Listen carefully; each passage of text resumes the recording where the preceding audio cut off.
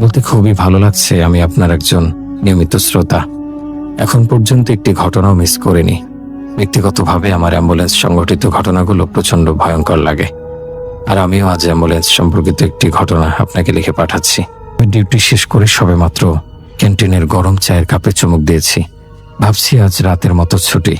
এমন সময় ওয়াকি টকিটা বেজে উঠল। ওপাশ থেকে ডিউটি ম্যানেজারের গলা ভেসে এলো, আরমান ভাই, একটা লাশ অনেক দূরের আর একটা জেলা শহরে পৌঁছাতে হবে, এখনই বের হতে হবে।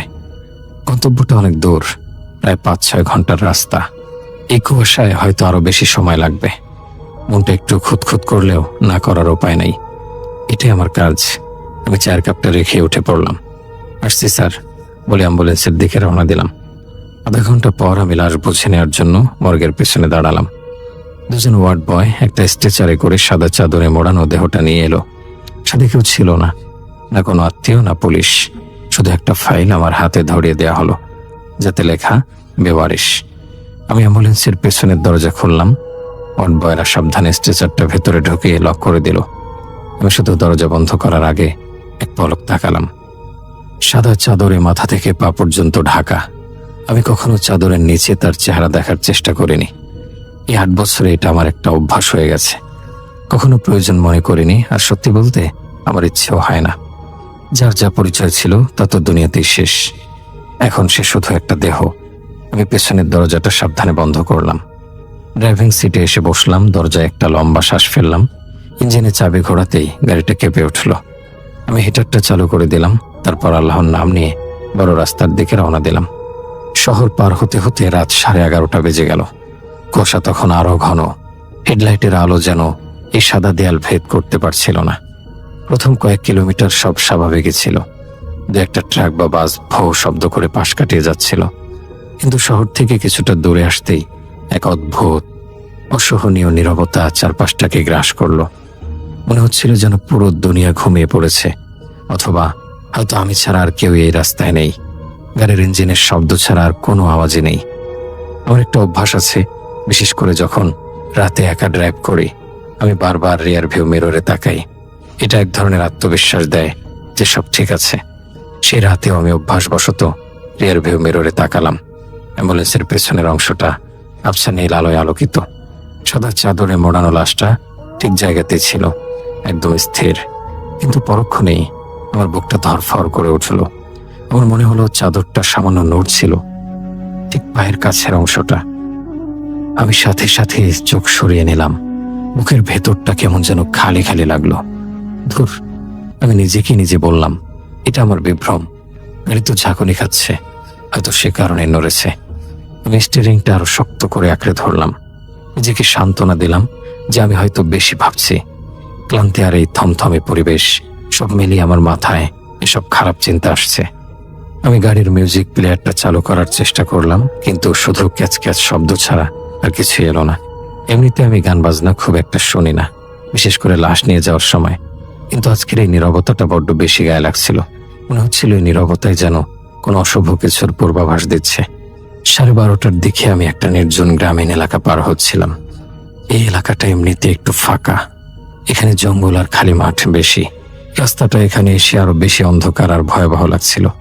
হাইওয়ের দুপাশে বড় বড় গাছগুলো কুয়াশার মধ্যে অতিকায় দৈত্যের মতো দাঁড়িয়ে আছে। আমি গতি কমালাম না, শুধু চাইছিলাম যত দ্রুত সম্ভব এই জায়গাটা পার হতে। আমি আবার মিররের তাকালাম। সেই সাদা অবয়বটা এখনো স্থির, কিন্তু আমার বুকের ধরফরানি কমছিল না। আমার মনে হচ্ছিল পেছনে শুধু একটা লাশ নেই, অন্য কিছু আছে। এমন একটা কিছু যা আমার এই যাত্রাকে সহজ হতে দেবে না। আমার বারবার মনে হচ্ছিল কেউ যেন আমার পেছনে বসে আমার দিকে এক দৃষ্টি তাকিয়ে আছে। এই অনুভূতিটা এত তীব্র ছিল যে আমার ঘাড়ের পেছনের চুল খাড়া হয়ে যাচ্ছিল। সেই জঙ্গল ঘেরা ফাঁকা এলাকা পার হচ্ছিলাম। রাস্তার দুপাশে বিশাল বিশাল গাছ যেন অন্ধকারের প্রহরী হয়ে দাঁড়িয়ে আছে। কুয়াশা ভেদ করে তাদের ডালপালাগুলোকে অতিকায় দানবের হাতের মতো লাগছিল। অ্যাম্বুলেন্সের হেডলাইট যতটুকু জায়গা আলোকিত করছিল, তার বাইরে যেন অন্য এক দুনিয়া, এক অজানা অন্ধকার দুনিয়া। আমি প্রাণপণে চেষ্টা করছিলাম সামনের রাস্তা থেকে চোখ না সরাতে, কিন্তু আমার অবাধ্য চোখ বারবার রিয়ার ভিউ মিররের দিকে চলে যাচ্ছিল। পেছনের সেই সাদা চাদরে মোড়ানো অবয়বটা এখন স্থির। আমার মন বলছিল কিছু হয়নি আরমান, সব ঠিক আছে। কিন্তু আমার ভেতরের সত্তাটা চিৎকার করে বলছিল কিছু একটা গন্ডগোল আছে। হঠাৎ আমার নজর গেল রাস্তার পাশে। হেডলাইটের আলোয় স্পষ্ট দেখলাম এক মহিলা রাস্তার পাশে দাঁড়িয়ে আছে। সাদা পোশাকে, চুলগুলো খোলা, মুখটা স্পষ্ট বোঝা যাচ্ছে না। সে আমার দিকে তাকিয়ে হাত নাড়ছিল। রাতের এই প্রহরে এমন নির্জন জায়গায় এই দৃশ্যটা আমার শরীরের সব রক্ত হিম করে দেওয়ার জন্য যথেষ্ট ছিল। আমার শির দ্বারা বেয়ে একটা শীতল স্রোত বয়ে গেল। আমি সাথে সাথে চোখ ডললাম। ভাবলাম, এটা আমার বিভ্রম। এই নির্জন রাস্তায় এই শীতে একটা মেয়ে এভাবে দাঁড়িয়ে থাকবে? অসম্ভব। আমি আবার তাকালাম। সে ওখানে আছে, ঠিক সেভাবে হাত নাড়ছে। আমার বুকটা ভয়ে সংকুচিত হয়ে এলো। এটা কোনো মানুষ হতে পারে না। আমি গতি না কমিয়েই পার হয়ে যাওয়ার সিদ্ধান্ত নিলাম। আমি স্টিয়ারিং আরো জোরে চেপে ধরলাম, দোয়া-দরুদ পড়তে শুরু করলাম। যে অ্যাম্বুলেন্স তার কাছাকাছি পৌঁছালো, আমি চোখ বন্ধ করে ফেলার মতো অবস্থায় আমি শুধু পাশ কাটিয়ে চলে গেলাম। কিন্তু আমার কান যেন কোনো একটা কান্নার আওয়াজ শুনতে পেল। অথবা হয়তো এটা আমার মনের ভুল। গাড়িটা একটু সামনে এগোতেই আমি ভয়ে ভয়ে রিয়ার ভিউ মিররে তাকালাম। রাস্তা খালি, কেউ নেই, যেন এক সেকেন্ডের মধ্যে হাওয়ায় মিলিয়ে গেছে। আমি একটা স্বস্তির নিঃশ্বাস ফেললাম। ভাবলাম হয়তো কুয়াশার কারণে কোনো গাছের আকৃতিকে মানুষ বলে ভুল করেছি। কিন্তু আমার স্বস্তি বেশিক্ষণ স্থায়ী হলো না। আমার চোখ পেছনের স্ট্রেচারের দিকে গেল। আর যা দেখলাম তাতে আমার নিঃশ্বাস প্রায় বন্ধ হয়ে যাওয়ার জোগাড়। লাশের চাদরটা একটু বেশি খুলে গিয়েছিল। পায়ের দিকটা, এখন তার পায়ের নখ দেখা যাচ্ছিল। আমি জীবনে অনেক লাশ দেখেছি, কিন্তু এমন কিছু দেখিনি। নখগুলো অস্বাভাবিক রকম বড়, সামনের দিকে বাঁকানো, আর সেগুলোর রং কালো, কুচকুচে কালো, যেন কেউ আলকাতরা মাখিয়ে দিয়েছে। আমার কপালে বিন্দু বিন্দু ঘাম জমতে শুরু করলো। হিটার চালু থাকা সত্ত্বেও আমার শরীর ঠান্ডা হয়ে আসছিল। আমি চোখ সরিয়ে নিলাম। আমি আর পেছনে তাকাবো না। যাই ঘটুক, আমি শুধু গাড়ি চালাবো। ঠিক সেই মুহূর্তে আমার পকেটে ফোনটা বেজে উঠল। আমি এত জোরে চমকে উঠলাম যে গাড়িটা প্রায় রাস্তার বাইরে চলে যাচ্ছিল। কোনো মতে সামলে নিয়ে এক হাত দিয়ে কাঁপতে কাঁপতে ফোনটা বের করলাম। হাসপাতালের নম্বর। আমি কাঁপা গলায় বললাম, হ্যালো। ও পাশ থেকে ম্যানেজারের গলা ভেসে এলো, আরমান ভাই, আপনি কি লাশ নিয়ে বেরিয়ে পড়ছেন? আমি ঢোক গেলে বললাম, জি জি জি স্যার, 11:30টার দিকে বেরিয়েছি। কেন স্যার? ওপাশের আওয়াজটা হঠাৎ করে গম্ভীর হয়ে গেল। কিন্তু আরমান ভাই, একটা বড় সমস্যা হয়ে গেছে। আপনি যে লাশটা নিয়ে গেছেন সেটা তো ওই শহরে যাওয়ার কথা ছিল না। পুলিশ তো একটু আগে এসে ওই লাশ অন্য জায়গায় স্থানান্তর করিয়েছে। আপনি সাথে করে কাকে নিয়ে গেছেন? আমার হাত পা জমে গেল। আমার আঙ্গুল স্টিয়ারিংয়ে এমনভাবে চেপে বসলো যে মনে হলো হাড়গুলো ভেঙে যাবে। কি কি বলছেন? আমি তো হাসপাতাল থেকেই লাশ নিয়ে আসছি। অটবয়রা নিজে আমাকে বুঝিয়ে দিয়েছে। না আরমান ভাই, আপনি ভুল করছেন। ওপাশের লোকটা প্রায় চিৎকার করে উঠল, ওই স্ট্রেচারে অন্য কেউ ছিল, আপনি। কিন্তু এর মধ্যে ফোনটা কেটে গেল। আমি ফোনের স্ক্রিনের দিকে তাকালাম, নো সার্ভিস। এইমাত্র কথা বলছিলাম আর এখনই নেটওয়ার্ক গায়েব। আমার মাথা কাজ করা বন্ধ করে দিচ্ছিল। আমি কাকে নিয়ে যাচ্ছি? যদি ওটা সেই লাশ না হয়, তবে এটা কে? আমার গলা শুকিয়ে কাঠ হয়ে গিয়েছিল। আমি ভয়ে ভয়ে আরেকবার মিররে তাকালাম। এবার চাদরটা কোমর পর্যন্ত খুলে গেছে। একটা হাত বাইরে চলে এসেছে। হাতটা নীলচে হয়ে আছে, যেন সব রক্ত এখানে এসে জমে গেছে। কিন্তু আসল ভয়াবহ দৃশ্য সেটা ছিল না। সেই নীলচে হাতের আঙুলগুলো নড়ছিল আস্তে আস্তে, যেন কেউ কোনো কিছু ধরার চেষ্টা করছে। এটা সম্ভব না। আমি জোরে চিৎকার করে উঠলাম। আমি এক ঝটকায় গাড়ি ব্রেক কষলাম। অ্যাম্বুলেন্সটা কর্কশ শব্দ করে রাস্তার মাঝখানে দাঁড়িয়ে পড়ল। আমার হৃৎপিণ্ড এমনভাবে লাফাচ্ছিল যে মনে হচ্ছিল বুক ফেটে বেরিয়ে আসবে।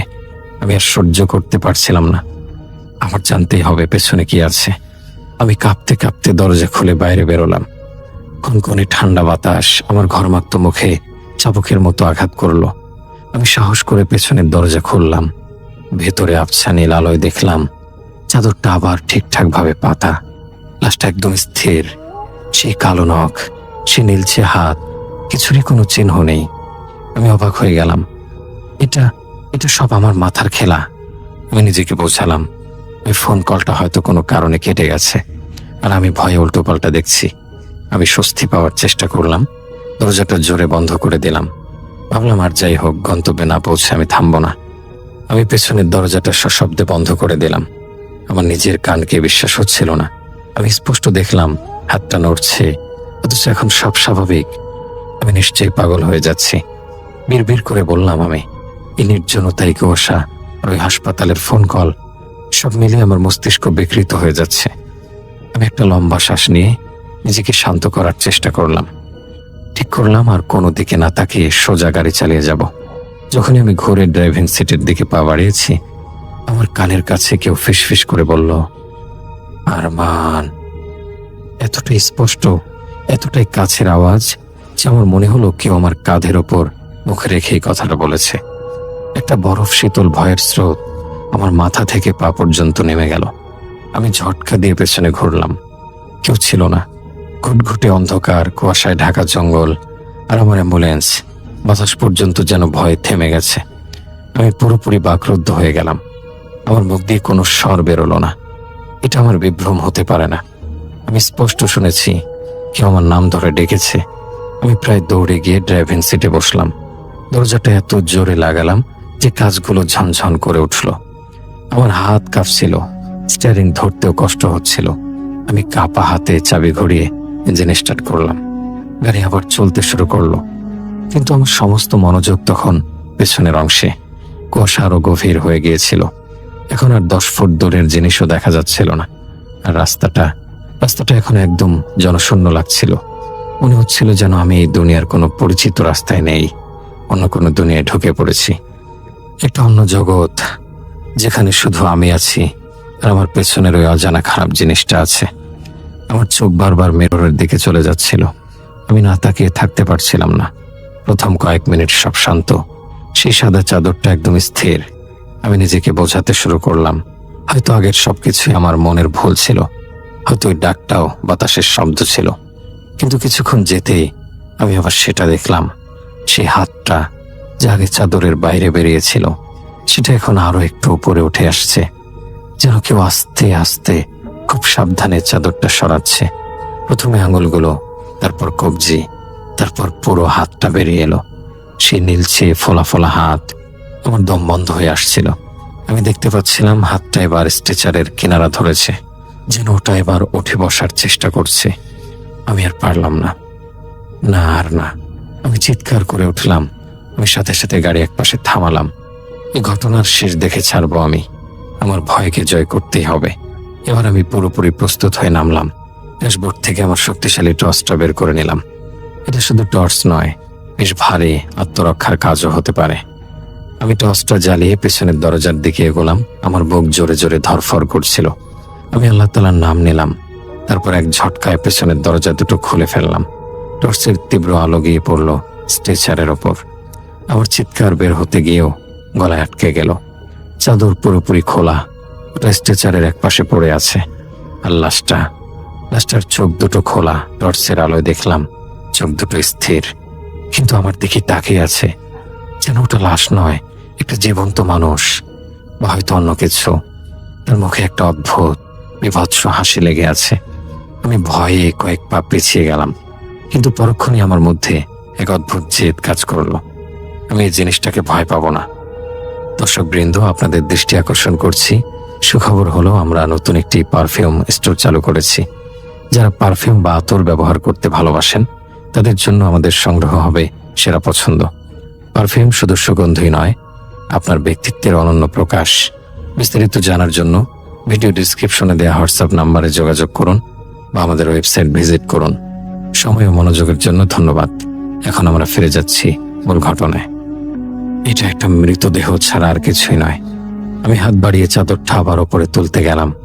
ভাবলাম হয়তো ওয়ার্ড বয়রা ঠিক মতো ঢাকেনি, ঝাঁকুনিতে খুলে গেছে। কিন্তু যে আমি হাত লাগালাম, ওটা আমার হাত ধরে ফেললো। আমার কবজিটা খপ করে ধরে ফেললো। সেই নীলচে হাতটা বরফের মতো ঠান্ডা। শুধু ঠান্ডা নয়, যেন এই হাতের নিজের কোনো তাপমাত্রা নেই। ওটা আমার শরীরের সব উত্তাপ শুষে নিচ্ছে। আমার হাতটা মুহূর্তে অবশ হয়ে আসতে লাগলো। আমার তো প্রাণী পেরিয়ে যাওয়ার জোগাড়। আমি আমার সমস্ত শক্তি দিয়ে ঝটকা দিয়ে হাত ছাড়িয়ে নেওয়ার চেষ্টা করলাম, কিন্তু সেই হাতের আকর লোহার মতো শক্ত। ছাড়ো ছাড়ো আমাকে, আমি পাগলের মতো চিৎকার করতে লাগলাম। আমি অন্য হাত দিয়ে সেই হাতটা ছাড়ানোর চেষ্টা করলাম, কিন্তু পারলাম না। সেই খোলা চোখ দুটো আমার দিকে তাকিয়ে হাসছিল। আমি শেষ চেষ্টা হিসেবে আমার সমস্ত শরীর দিয়ে এক ধাক্কা মারলাম। সেই ঝটকায় হাতটা ছুটে গেল। আমি টাল সামলাতে না পেরে মাটিতে পড়ে গেলাম। আমি এক মুহূর্ত দেরি করলাম না। কোনো মতে উঠে দাঁড়িয়ে পেছনের দরজা দুটো ধাক্কা দিয়ে বন্ধ করলাম। আমার হাতে এখনো সেই বরফ শীতলের স্পর্শ লেগে আছে। আমি দৌড়ে গিয়ে ড্রাইভিং সিটে বসলাম। আমার বুক জোরে জোরে ধরফর করছিল। আমি এখন পুরোপুরি আতঙ্কে। এটা কোনো লাশ নয়, এটা অন্য কিছু, একটা অশুভ অবয়ব। কিন্তু সমস্যা হলো, আমি রাস্তার মাঝখানে, না সামনে কোনো সাহায্য পাওয়ার আশা আছে, না পেছন ফেরার। আমি বুঝতে পারছিলাম না কি করব। এই জিনিসটাকে নিয়ে সামনে যাব নাকি শহরে ফিরে যাব। আমি নিজেকে বুঝিয়ে গাড়ি আবার চালাতে শুরু করলাম। সিদ্ধান্ত নিলাম যত দ্রুত সম্ভব গন্তব্যে পৌঁছাবো। এই অভিশাপটাকে নামিয়ে দিয়েই আমি ফিরব। কিন্তু এখন রাস্তাটা অদ্ভুত লাগছিল। সেই গাছ, সেই বোর্ডে যেগুলো আমি আগে দেখেছিলাম, সব গায়েব। যেন আমি কোনো অচেনা রাস্তায় চলে এসেছি, একটা অন্তহীন রাস্তা যা শুধু কুয়াশা আর অন্ধকারের দিকে এগিয়ে যাচ্ছে। আমি পাগলের মতো অ্যাম্বুলেন্স চালাচ্ছিলাম। আমার হাত স্টিয়ারিং হুইলে এমনভাবে চেপে বসেছিল যে আঙুলের গাঁটগুলো সাদা হয়ে গিয়েছিল। আমার পুরো শরীর কাঁপছিল, কিন্তু তার চেয়েও বেশি কাজ করছিল আতঙ্ক। আমার হাতে সেই বরফ শীতল স্পর্শটা তখনও লেগে আছে। মনে হচ্ছিল যেন আমার চামড়ার নিচে সেই ঠান্ডা ভাবটা ঢুকে গেছে, যা কোনো হিটারে গরম হবে না। আমি এখন কোনো রাস্তায় আছি তা আমি জানি না। কুয়াশা এত ঘন যে মনে হচ্ছিল আমি কোনো মেঘের ভেতর দিয়ে গাড়ি চালাচ্ছি। কোনো মাইল ফলক নেই, কোনো রাস্তার চিহ্ন নেই, শুধু একটা অন্তহীন কালো পিচের রাস্তা যা আমার অ্যাম্বুলেন্স গিলে খাচ্ছে। আমার চোখ বারবার রিয়ার ভিউ মিররে চলে যাচ্ছিল। পিছনের নীল আলোয় আমি দেখতে পাচ্ছিলাম সেই সাদা চাদরটা আমার জায়গা মতো চলে এসেছে। কিন্তু আমি জানতাম ওটা একটা ফাঁদ। ওটার নিচে যা আছে তা শান্ত হয়ে শুয়ে নেই। হঠাৎ করে অ্যাম্বুলেন্সের ইঞ্জিনটা খক খক করে কেসে উঠল, তারপর বন্ধ হয়ে গেল। গাড়িটা কয়েক সেকেন্ডে গড়িয়ে গিয়ে রাস্তার মাঝখানে একদম থেমে গেল। হেডলাইটগুলো নিভে গেল, হিটার বন্ধ হয়ে গেল, ড্যাশবোর্ডের সব আলো নিভে গেল। এক মুহূর্তে আমি চলমান একটা গাড়ি থেকে একটা নিথর ধাতব বক্সের ভেতরে বন্দী হয়ে গেলাম। বাইরে ঘুটঘুটে অন্ধকার, শুধু জঙ্গলের ভেতর থেকে ঝিঝি পোকার একটানা শব্দ আসছিল, আর আসছিল পিছন থেকে কারো ভারী শ্বাসের শব্দ। আমি ভয়ে জমে গেলাম। চাবি ঘোরালাম, কিছু হলো না। আবার ঘোরালাম, জিনিসটা ঢাওয়ার কোনো লক্ষণই নেই। আর ঠিক তখনই আমার পেছনের কেবিন থেকে একটা ক্যাচ করে শব্দ হলো। আমি রিয়ার ভিউ মিররে তাকালাম। অ্যাম্বুলেন্সের পেছনের দরজা নিজে থেকেই খুলতে লাগলো, আস্তে আস্তে, একটা কর্কশ শব্দ করে। আমি ঘুরে তাকালাম। আমার গলা শুকিয়ে গেছে। সে অবয়বটা, ওটা আর শুয়ে নেই, ওটা বসে পড়েছে স্ট্রেচারের ওপর, খুব শান্তভাবে মাথাটা নিচু করে, যেন কেউ খুব ক্লান্ত। আমি নড়তে পারছিলাম না। আমার শরীরে যেন প্রাণ নেই। আমি দরজা খুলে পালানোর চেষ্টা করলাম, কিন্তু আমার হাত যেন পক্ষাঘাতগ্রস্ত হয়ে গেছে। সে অবয়বটা আস্তে আস্তে মাথা তুলে আমার দিকে তাকালো। তার চোখ দুটো টকটকে লাল, যেন দুটো জ্বলন্ত কয়লা। সেই লাল আলোয় আমি তার মুখটা অস্পষ্ট দেখতে পেলাম, একটা বিকৃত পচে যাওয়া মুখ। তারপর সে মুখ খুলল, আর যে আওয়াজটা বেরোলো সেটা কোনো মানুষের ছিল না, ভারী কর্কশ, যেন কেউ পাথরের ওপর লোহা ঘষছে। আমি সেটা নই যা তুমি ভাবছ। এই ভয়ঙ্কর আর ভারী কণ্ঠস্বরটা আমার কানের ভেতর দিয়ে মস্তিষ্কে আঘাত করলো। অ্যাম্বুলেন্সের ভেতরে সেই নীরবতা মৃত্যুর মতো লাগছিল। সে অবয়বটা এখন পুরোপুরি উঠে দাঁড়িয়েছে। সে স্ট্রেচার থেকে নেমে অ্যাম্বুলেন্সের মেঝেতে দাঁড়ালো। তার শরীরটা একটা সাধারণ মানুষের লাশের মতোই ছিল, কিন্তু তার দাঁড়ানোর ভঙ্গি, ঘাড়ের বাঁকানো নড়াচড়া আর চোখের সেই লালিমা সবকিছুই অস্বাভাবিক ছিল। আমি সেটা নই যা তুমি ভাবছ। সেই আওয়াজ শুনেই আমার কলিজা যেন বুক ফেটে বেরিয়ে আসতে চাইল। আমার শরীরের সব শক্তি একেবারে ফিরে এলো। আমি আর এক মুহূর্ত অপেক্ষা করলাম না। আমি তাড়াতাড়ি দরজা খুলে গাড়ি থেকে লাফ দিলাম। বাইরে প্রচন্ড ঠান্ডা, কিন্তু ঘামে আমার শার্ট ভিজে গেছে। আমি টলতে টলতে অ্যাম্বুলেন্স থেকে কয়েক কদম দূরে সরে গেলাম। আমি পেছন ফিরে তাকালাম। অ্যাম্বুলেন্সের ভেতরের নীল বাতিটা নিভে গেছে, কিন্তু সেই লাল চোখ দুটো তখনও জল করছে। আমি কাঁপা হাতে ফোন বের করলাম, কিন্তু যা ভয় পেয়েছিলাম তাই নেটওয়ার্ক নেই, একটা দাগও না। আমি অবাক হলাম, এটা কিভাবে সম্ভব? এই বড় হাইওয়েতে নেটওয়ার্ক কিভাবে গায়েব হতে পারে? আমি চারপাশে তাকালাম, শুনশান নীরবতা, না কোনো গাড়ি, না কোনো আওয়াজ। আমি নিজেও বুঝতে পারছিলাম না আমি কোথায় আছি। এই জঙ্গল, এই রাস্তা, সবকিছুই অচেনা। হঠাৎ অ্যাম্বুলেন্সের পেছনের খোলা দরজা থেকে একটা বিকট চিৎকারের আওয়াজ এলো। এমন আওয়াজ যেন কেউ ভেতরে জ্বলছে, একটা অমানসিক আর্তনাদ। আমি ভয়ে 2 কদম পেছিয়ে গেলাম। দেখলাম সে অবয়বটা এখন পুরোপুরি দাঁড়িয়ে অ্যাম্বুলেন্সের দরজা দিয়ে বাইরে বেরিয়ে এলো। কিন্তু এখন তাকে আর আগের মতো মনে হচ্ছিল না। তার পা মাটি থেকে সামান্য উপরে, যেন সে হাওয়ায় ভাসছে। তার চুলগুলো লম্বা হয়ে গেছে, কাঁধ পর্যন্ত ছড়িয়ে পড়েছে। চেহারাটা ঝাপসা, যেন ধোঁয়া দিয়ে তৈরি। আর চোখ দুটো, সেই টকটকে লাল চোখ দুটো স্থিরভাবে আমার দিকে তাকিয়ে আছে। এটা কোনো লাশ নয়, এটা একটা ছায়ামূর্তি, একটা ভয়ঙ্কর খারাপ জিনিস। আর আমি সেটার সাথে এতক্ষণ এক গাড়িতে বন্দী ছিলাম। সেই মুহূর্তে আমার কি অবস্থা হয়েছিল তা আমি ভাষায় বোঝাতে পারবো না। আমার মনে হচ্ছিল আমার হৃৎপিণ্ডটা ভয়ে ফেটে যাবে। আমি পেছনে পালানোর চেষ্টা করলাম, কিন্তু আমার পা দুটো যেন মাটির সাথে আটকে গেছে। মনে হচ্ছিল কেউ যেন অদৃশ্য শিকল দিয়ে আমার পা বেঁধে ফেলেছে। আমি সেই ভাসমান ভয়ঙ্কর অবয়বটার দিকে তাকিয়েছিলাম, যার লাল চোখ দুটো অন্ধকারে জ্বলছিল।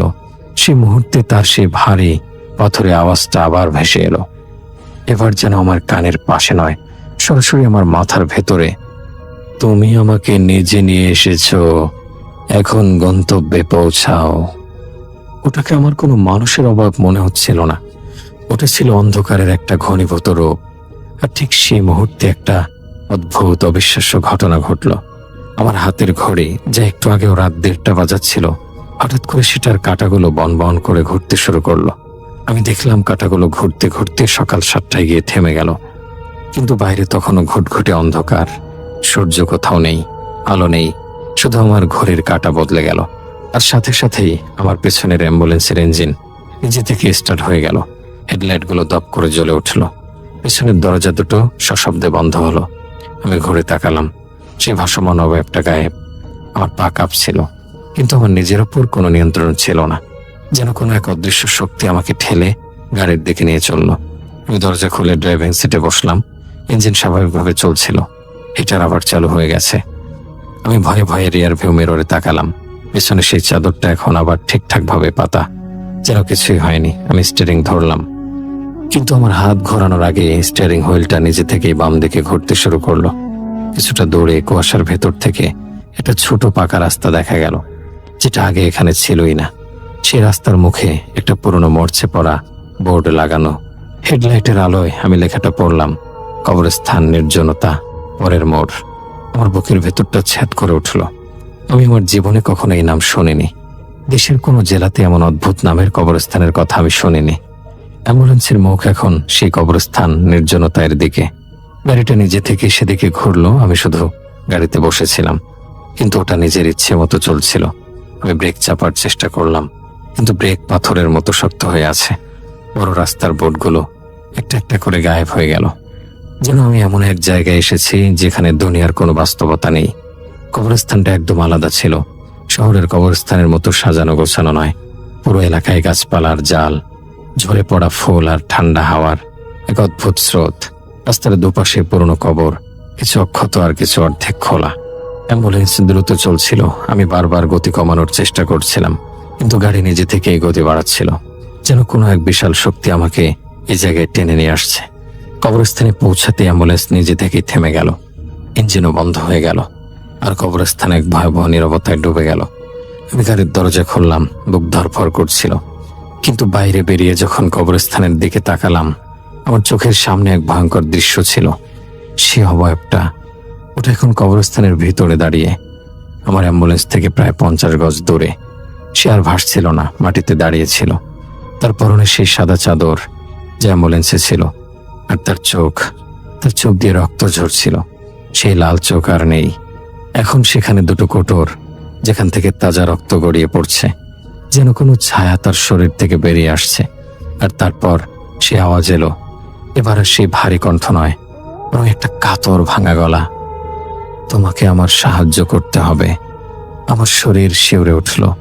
সেই আওয়াজ, সেই ব্যক্তি, সবকিছু অস্বাভাবিক। সে আমার দিকে ইশারা করলো, আমি না চাইতেও পা বাড়ালাম।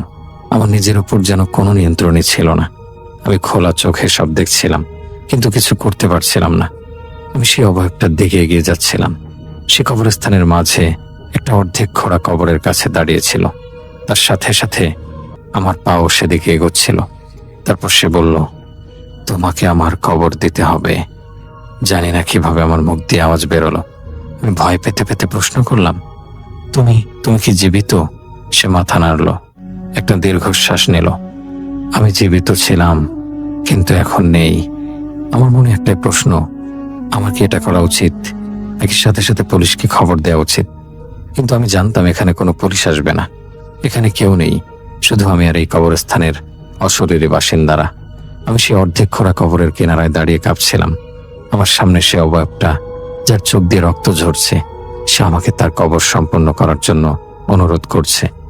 আমার মস্তিষ্ক কোনো সিদ্ধান্তে পৌঁছাতে পারছিল না। এসব কি সত্যি, নাকি এটা শুধু আমার বিভ্রম?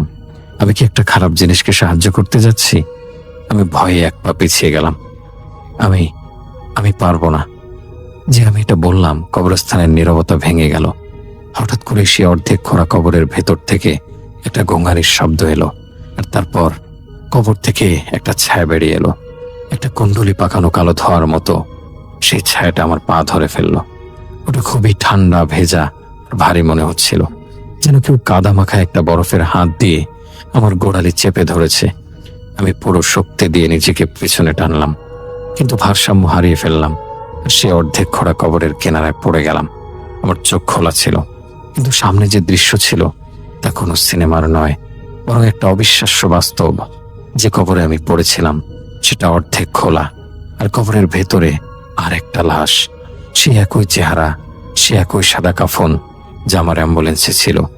আমার চিৎকার বের হয়ে আসছিল, কিন্তু গলা বন্ধ হয়ে গিয়েছিল। আমার শরীর কাঁপছিল। দুইটা লাশ, একটা অ্যাম্বুলেন্সে আর একটা এই কবরে, এটা কিভাবে সম্ভব? আমি নিজেই অবাক। ঠিক তখনই পেছন থেকে সেই ভারী কর্কশ কণ্ঠস্বরটা এলো, যে কণ্ঠ আমি অ্যাম্বুলেন্সে শুনেছিলাম। আসল লাশ তো এটা। তুমি যাকে নিয়ে এসেছো সে আমি নই। আমি ঘুরে তাকালাম। অ্যাম্বুলেন্সের ভেতরের বাতি আবার জ্বলে উঠেছে। সে প্রথম অবয়বটা, যাকে আমি হাসপাতাল থেকে নিয়ে এসেছিলাম, সে এখন বাইরে বেরিয়ে এসেছে, কিন্তু এখন তার রূপ সম্পূর্ণ অন্য। তার শরীরটা পুরোপুরি কালো হয়ে গেছে, একটা জমাট বাঁধা ছায়ামূর্তি। তার চোখ দুটো এখন আর লাল নয়, বরং ধবধবে সাদা ও শূন্য, আর মুখ থেকে কালচে ধোঁয়া বেরোচ্ছিল। মনে হচ্ছিল আজ আমার মৃত্যু নিশ্চিত। এই খারাপ জিনিসটা আমাকে মেরেই ফেলবে। এখন সেই কালো অবয়বটা একদম আমার কাছে পৌঁছে গেছে। আমার চোখের সামনে এসে তার একটা হাত আমার দিকে বাড়ালো, ধোয়ার মতো সেই হাতটা। আর যেই সেই হাতটা আমার কাঁধে লাগলো, একটা অদ্ভুত তীব্র ব্যথা আমার পুরো শরীরে ছড়িয়ে পড়লো। আমার চোখের সামনে সব ঝাপসা হয়ে গেল, চারপাশ ঘুরতে শুরু করলো। আমি জোরে চিৎকার করলাম। ঠিক সেই মুহূর্তে কবরের ভেতরের সত্তাটি, যার চেহারা অ্যাম্বুলেন্সের লাশের মতো ছিল, সাথে সাথে আমার পা থেকে হাত সরিয়ে নিয়ে চিৎকার করে বলল, বাঁচতে চাইলে আমাকে কবর দাও। আমি কোনো মতে টলতে টলতে উঠলাম। সেই কালো ছায়া মূর্তিটা আমার দিকে আবার এগিয়ে আসছিল। আমি আর কিছু ভাবলাম না, দুহাতে কবরের পাশে থাকা বেলচা তুলে নিলাম, আর পাগলের মতো কবরের ভেতরে মাটি ফেলতে শুরু করলাম। আমার শ্বাস আটকে আসছিল, শরীর কাঁপছিল, কিন্তু আমি মাটি ফেলেই যাচ্ছিলাম। অন্যদিকে সেই কালো অবয়বটা আর কিছু বলছিল না, শুধু রাগে চিৎকার করছিল। তার চিৎকারে কবরস্থানের গাছগুলো কাঁপছিল। প্রতিবার আমি যখন বেলচা দিয়ে মাটি ফেলছিলাম, সেই ছায়াটা যেন যন্ত্রণায় কুঁকড়ে যাচ্ছিল। হঠাৎ সে এমন এক চিৎকার দিল যে পুরো কবরস্থান কেঁপে উঠল। যে কবরটা সম্পূর্ণ হলো, মাটি দিয়ে পুরোপুরি ভরে গেল, সেই কালো ছায়া মূর্তিটা জোরে চিৎকার করে পরের মুহূর্তে হাওয়ায় মিলিয়ে গেল, যেন সেটার অস্তিত্বই ছিল না। সবকিছু এক মুহূর্তে শান্ত হয়ে গেল। কবরটা মাটি দেওয়া শেষ হতেই পূব দিক থেকে সূর্যের প্রথম আভা দেখা দিল। ফজরের আজান ভেসে আসছিল দূর থেকে। পাখিরা কিচিরমিচির করতে লাগলো। কুয়াশা কেটে যেতে শুরু করলো। রাতের সেই ভয়াবহতা যেন ভোরের আলোয় ধুয়ে মুছে গেল। আমি হাঁটু গেড়ে মাটিতে বসে পড়লাম। আমি বেঁচে আছি, আল্লাহ তাআলা আমাকে বাঁচিয়েছেন। আমি পেছন ফিরে তাকালাম। আমার অ্যাম্বুলেন্সটা একদম শান্তভাবে দাঁড়িয়ে আছে, দরজা বন্ধ। আমি কাঁপতে কাঁপতে গাড়ির দিকে এগোলাম। পেছনের দরজা খুললাম। ভেতরের স্ট্রেচারটা খালি, শুধু সেই সাদা চাদরটা একপাশে সুন্দর করে ভাঁজ করা, যেন কেউ ব্যবহারই করেনি। আমি কাঁপতে কাঁপতে গাড়ির ড্রাইভিং সিটে বসলাম। ইঞ্জিন চালু করলাম, এবার সহজে স্টার্ট হয়ে গেল। বড় রাস্তায় মহাসড়কে ফিরে আসার সময় সবকিছু স্বাভাবিক লাগছিল, মানুষ, গাড়ি, ভোরের আলো। কিন্তু আমার মনে একটা প্রশ্ন চিরকালের জন্য গেঁথে গেল। আমি কি আদৌ কোনো লাশ নিয়ে যাচ্ছিলাম? ওটা কি লাশ ছিল? আর যদি নাই হয়, তবে ওটা কে ছিল? এই ঘটনার পর আমি আর কখনো রাতের ডিউটিতে একা যাইনি।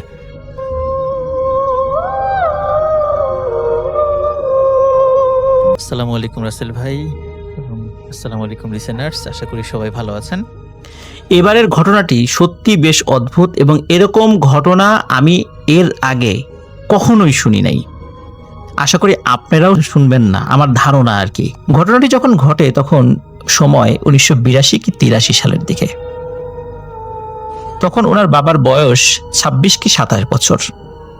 তিনি ছিলেন খুবই ডানপিটে এবং অত্যাধিক সাহসী একজন মানুষ। ওনার বাবার অনেক বন্ধু ছিল, বন্ধুদের সাথে আড্ডা দেওয়াটা ওনার বেশ পছন্দসই একটা ব্যাপার ছিল।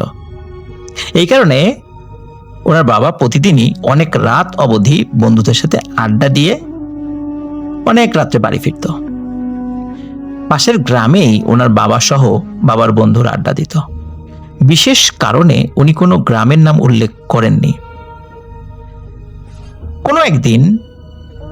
কোনো একদিন তো বলা যাবে না, কোনো এক রাতে মাসফিয়ার বাবা আড্ডা শেষে অনেক রাতে বাড়ি ফিরছিলেন। ওনার বাবা যেই পথ দিয়ে ওনাদের গ্রামে আসবেন, সেই পথটি মূলত ছিল ঢাকা খুলনা হাইওয়ে, যেটা এখনো রয়েছে।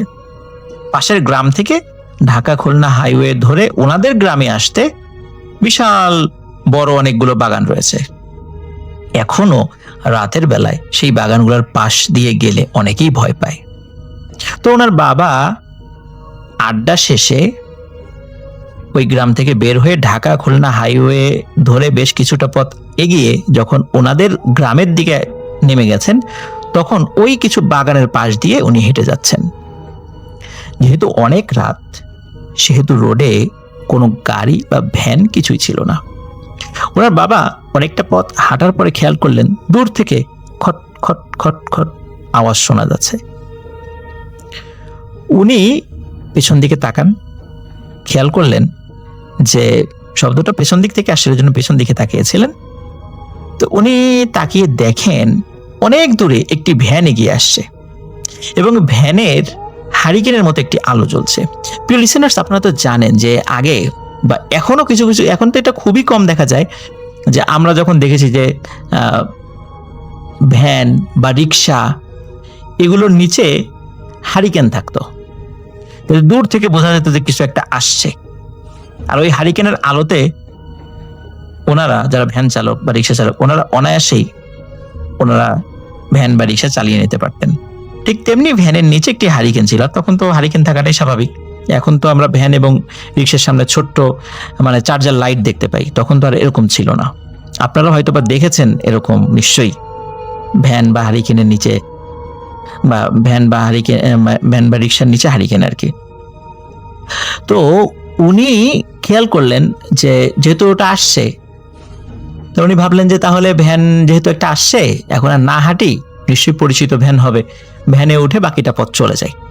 তো উনি দাঁড়িয়ে আছেন, উনি দূর থেকে দেখছেন ভ্যান এগিয়ে আসছে। কিন্তু অদ্ভুত ব্যাপার হলো যে যিনি ভ্যানের উপর বসে আছেন উনি ভ্যান চালাচ্ছেন, কিন্তু ভ্যান আর ওনার কাছে আসছে না। মনে হচ্ছে যে শুরুতে উনি যতটুকু দূরত্বে দেখেছিলেন, এখনো ঠিক ততটুকু দূরত্বেই ওই ভ্যানটি রয়েছে। তখন উনি বেশ ভয় পেয়ে যান। উনি বুঝতে পারেন যে এটি স্বাভাবিক কোনো ভ্যান নয়, নিশ্চয়ই এটি প্যারানর্মাল কিছু। এই ভ্যানের যদি উনি ওঠেন তাহলে বিপদ হতে পারে। উনি কাল বিলম্ব না করে দ্রুত উনি আবার হাঁটতে থাকেন এবং উনি ওনার যে গ্রাম, সেই গ্রামের মধ্যে ঢুকে পড়েন। গ্রামে ঢুকতেই একটি ছোট্ট বাজার রয়েছে, আর বাজারটা পার হলেই বিশাল একটি বাগান রয়েছে। আবার এই বাগানটি পার হলে ওই এলাকার একটি মসজিদ রয়েছে, এটা বড় বিশাল বড় একটা মসজিদ, এখনো সেটাকে মেইন মসজিদ বলা হয় আর কি ওই গ্রামের।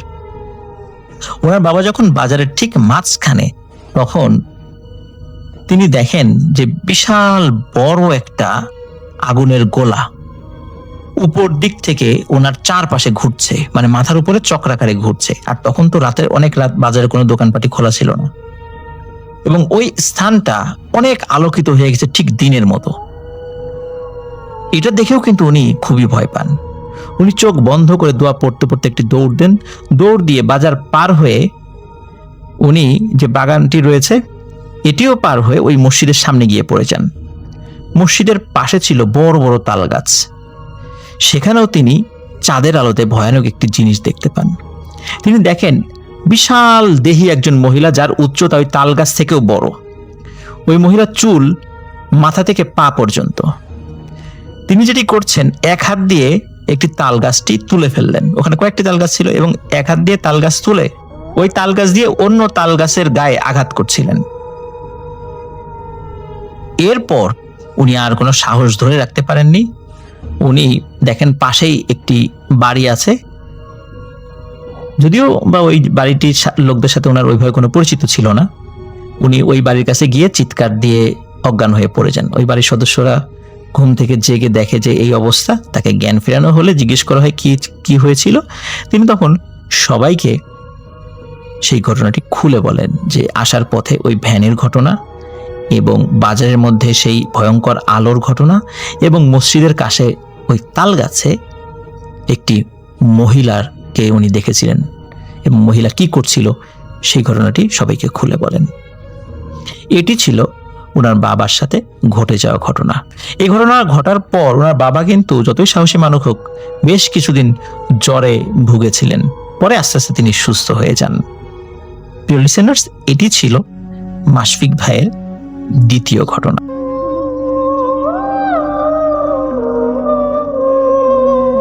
আসসালামু আলাইকুম রাসেল ভাই, আমি একটু পরিচয় দিই কারণ অনেক লিসেনার্স নতুন নতুন এসেছে।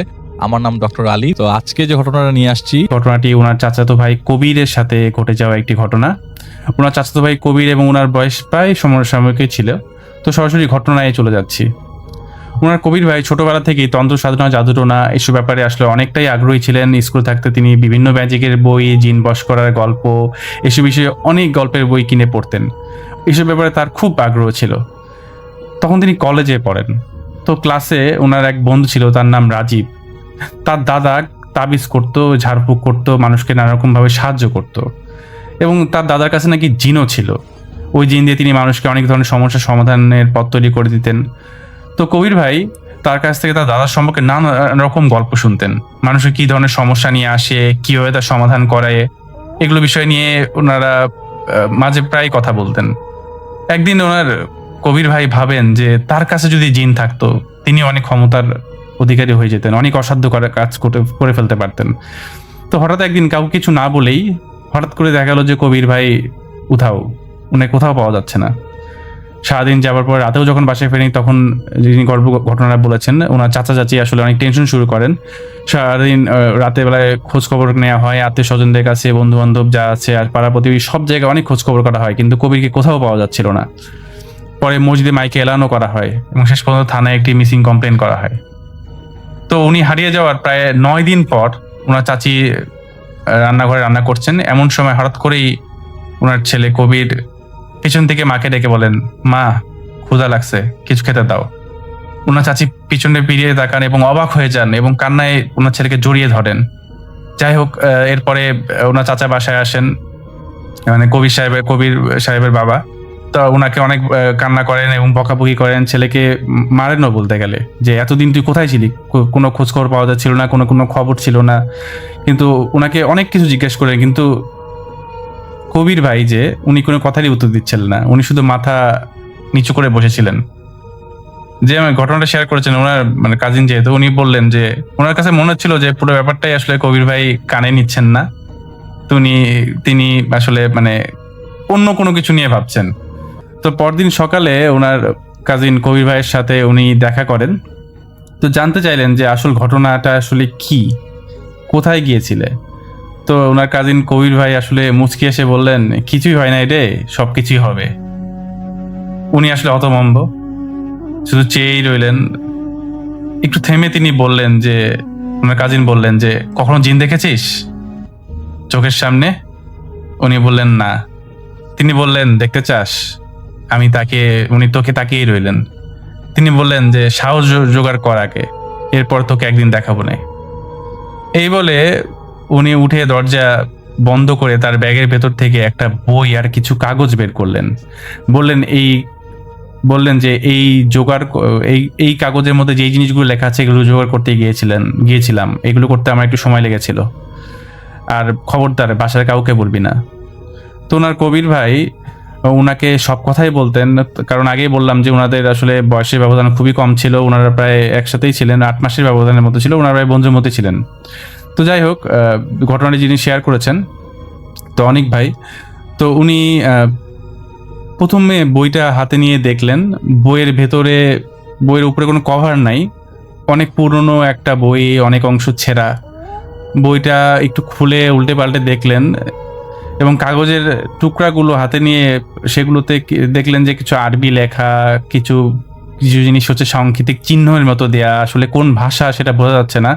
কিছু কিছু জায়গায় ভয়ঙ্কর কিছু ছবি আছে, কিছু জায়গায় কাটামাতার ছবি, বিভিন্ন কিছু নাম দেওয়া, কিছু বাংলায় লেখা, অনেক কিছু মানে অনেক কিছু আইটেম টাইপের আর কি, যেগুলো মানে জাদুটোনা করতে যেসব জিনিস লাগে।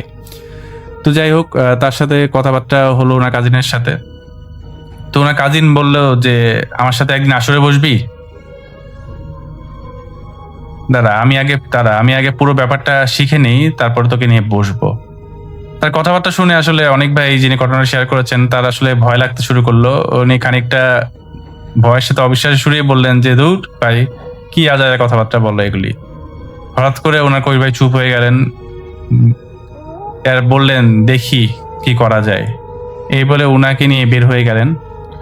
তো ওনার কবির ভাই আসলে কবির ভাইকে নিয়ে বলতে গেলে যেটা হয় সেটা অনেকটা কিছু মানে ওই বইগুলো সংগ্রহ করার পর বা ওই জিনিসগুলো সংগ্রহ করার পর উনি আসলে অনেকটা ঘরকুনে হয়ে যান।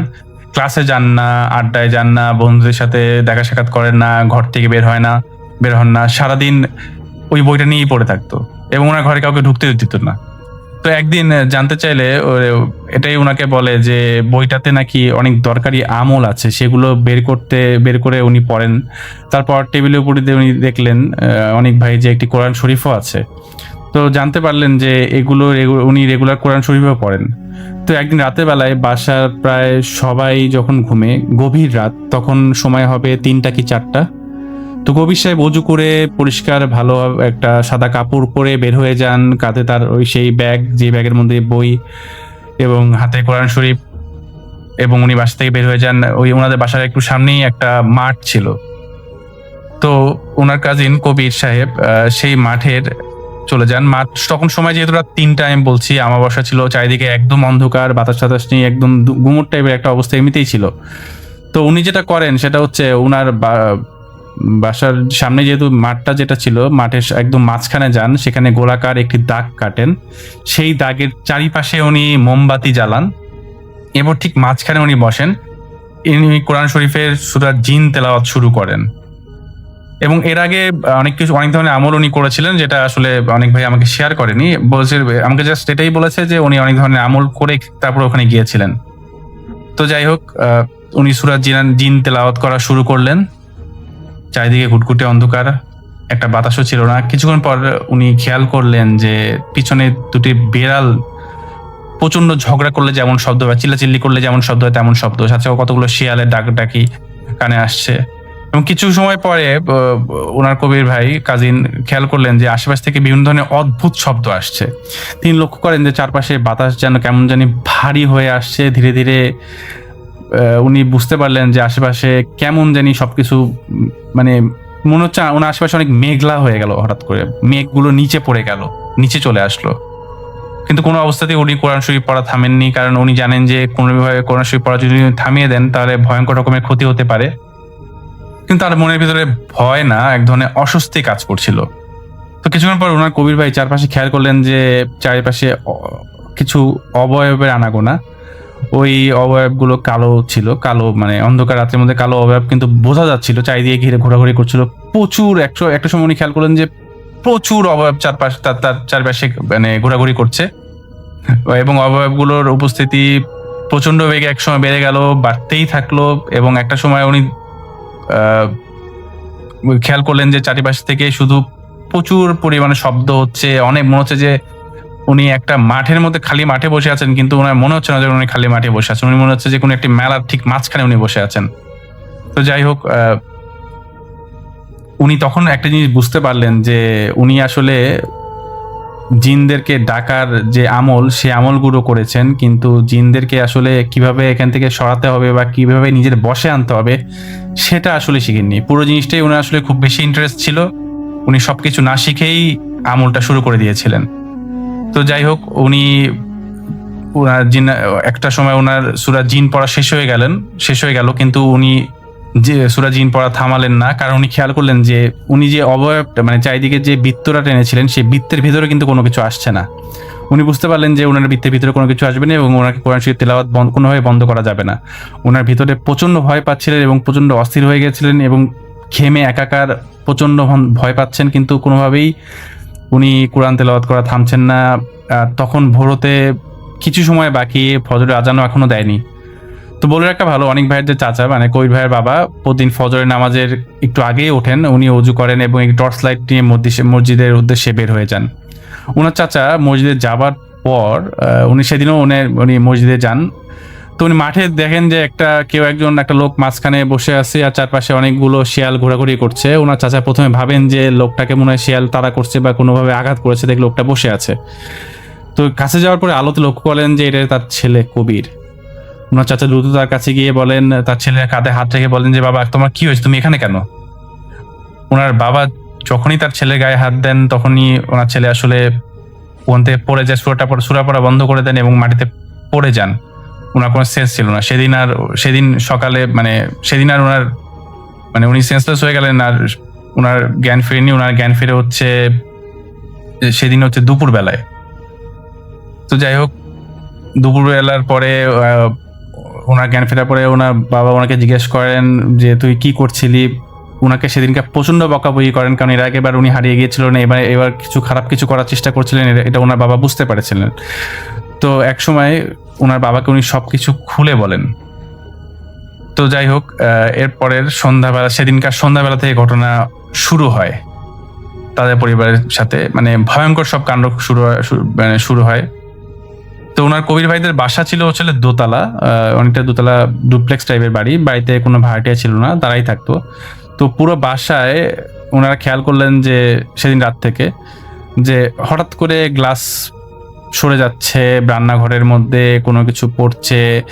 ওনাদের বাসায় অ্যাকুরিয়াম ছিল, অ্যাকুরিয়ামে একটা মাছও নাই। বাসায় ওনারা একটা বিড়াল পালতো, সেই বিড়ালটা কেমন যেন আতঙ্কের মতো করতেছে, ভয় পাচ্ছে, এদিক সেদিক লাফলাফি করছে। এবং বাসার ছাদের যে গেটটা ছিল, ওনারা বুঝতে পারছেন যে গেটটা কেউ খুলছে, কেউ লাগাচ্ছে, বাসার মধ্যে বিভিন্ন ধরনের গায়েবী ব্যাপার স্যাপার হচ্ছে, আজব ব্যাপার স্যাপার, যেটা আসলে সম্ভব না। এবং একটা সবচেয়ে নোংরা যে জিনিসটা হয়েছিল সেটা হচ্ছে ওনারা রান্নাঘরে ওনারা খেয়াল করছেন যে কিছুক্ষণ পরপরই একটা পচা মাংসের স্তূপ হয়ে আছে। ওনার কাজের মানুষ সেটা পরিষ্কার করছে, আবার দেখছেন যে পচা মাংসের স্তূপ। বাড়িতে লাইট কয়েকটা নষ্ট হয়ে গেল, কিছু লাইট জ্বলছে, সব মিলায় বাসার অবস্থা এক প্রচন্ড রকম খারাপ। এর মধ্যে ওনার কবির ভাই যে তার ভীষণ রকমের জ্বর চলে আসে, জ্বরের কারণে কাঁপতে কাঁপতে ওনার বাবাকে বলেন যে বাবা, ওরা মনে হয় আমাকে চায়, তোমরা সবাই বড় চাচার বাসায় যাও, আমি দেখি ওরা কি বলে। তখন কবির ভাই চাচা ওনাকে বলেন যে এই অবস্থায় ওনার বাবা আসলে খুব অসুস্থ হয়ে পড়েন ছেলের এই অবস্থা দেখে, এবং উনি কাঁদো কথায় ভয়েসে বলেন যে এই অবস্থায় আমি তো তোকে ফেলে যাব না। তো যাই হোক, তার চাচা তখন ভাবেন যে মসজিদের যে ইমাম সাহেব আছে তার কাছে যাবেন। তো ওনার চাচা, ওনাদের বাসাটা যেহেতু বললাম যে দোতলা বাসা ছিল এবং বাসার আশেপাশে কিন্তু খালি ছিল, তো ওনার চাচা মসজিদের ইমামকে আনতে বাইরে যাবেন, দরজা খুলেই দেখেন যে ওনার বাসার ঠিক সামনে অনেকগুলো ছোট ছোট ঘর, একটা মুরগির খোপগুলো যেমন হয় অনেক এরকম ঘর, প্রায় 18-20টার মতো চারিদিকে ছোট ছোট ঘর। উনি খুব অবাক হয়ে গেলেন যে এত ঘর হঠাৎ করে কোথায় আসলো, উনি কোনোভাবে ভেবে পাচ্ছিলেন না। তো উনি একটা সময় দোয়া পড়া শুরু করলেন এবং ওনার হাতে টর্চ লাইট নিলেন এবং রাত্রেবেলায় উনি ইমাম সাহেবের কাছে যান এবং ইমাম সাহেবের কাছে পুরো ঘটনাটি খুলে বলেন, যেটি তার ছেলে তার সাথে শেয়ার করেছে। তো ইমাম সাহেব বলেন যে আপনার ছেলে যে কাজটা করেছে খুব বিপজ্জনক একটি কাজ করেছে, যার পরিণতি কখনোই আসলে ভালো হবে না, আর এর একটা চরম মূল্য দিতে হবে। এরপরে আসলে ইমাম সাহেব ওনাকে সাজেস্ট করেন যেটা হচ্ছে এই বাসা থেকে আপনারা যত তাড়াতাড়ি সম্ভব চলে যান, এবং ইমাম সাহেব কিছু তাবিজ দেন এবং বলেন যে আপনাদের বাসায় প্রত্যেকটা সদস্য এই তাবিজগুলো পড়বেন এবং আপনাদের ঘরে আপাতত এই পানিটা ছেটান, যেহেতু রাত্রেবেলায় মানে হঠাৎ করে তো আসলে বাসা চেঞ্জ করা সম্ভব না, কিন্তু আপনারা যত দ্রুত সম্ভব বাসা থেকে চলে যান এবং আপনার ছেলেকে এই তাবিজটা পরিয়ে রাখেন। এই তাবিজটা যতক্ষণ থাকবে তার কোনো সমস্যা হবে না। তো অনেক ভাই আমাকে এই পর্যন্তই ঘটনাটি শেয়ার করেছেন। উনি বলেছেন যে পরবর্তীতে কি আসলে ঘটেছে এটা উনি হয়তো সামনে আমাদের সাথে শেয়ার করবেন। তো ধন্যবাদ, এটাই ছিল আজকের প্রথম ঘটনা।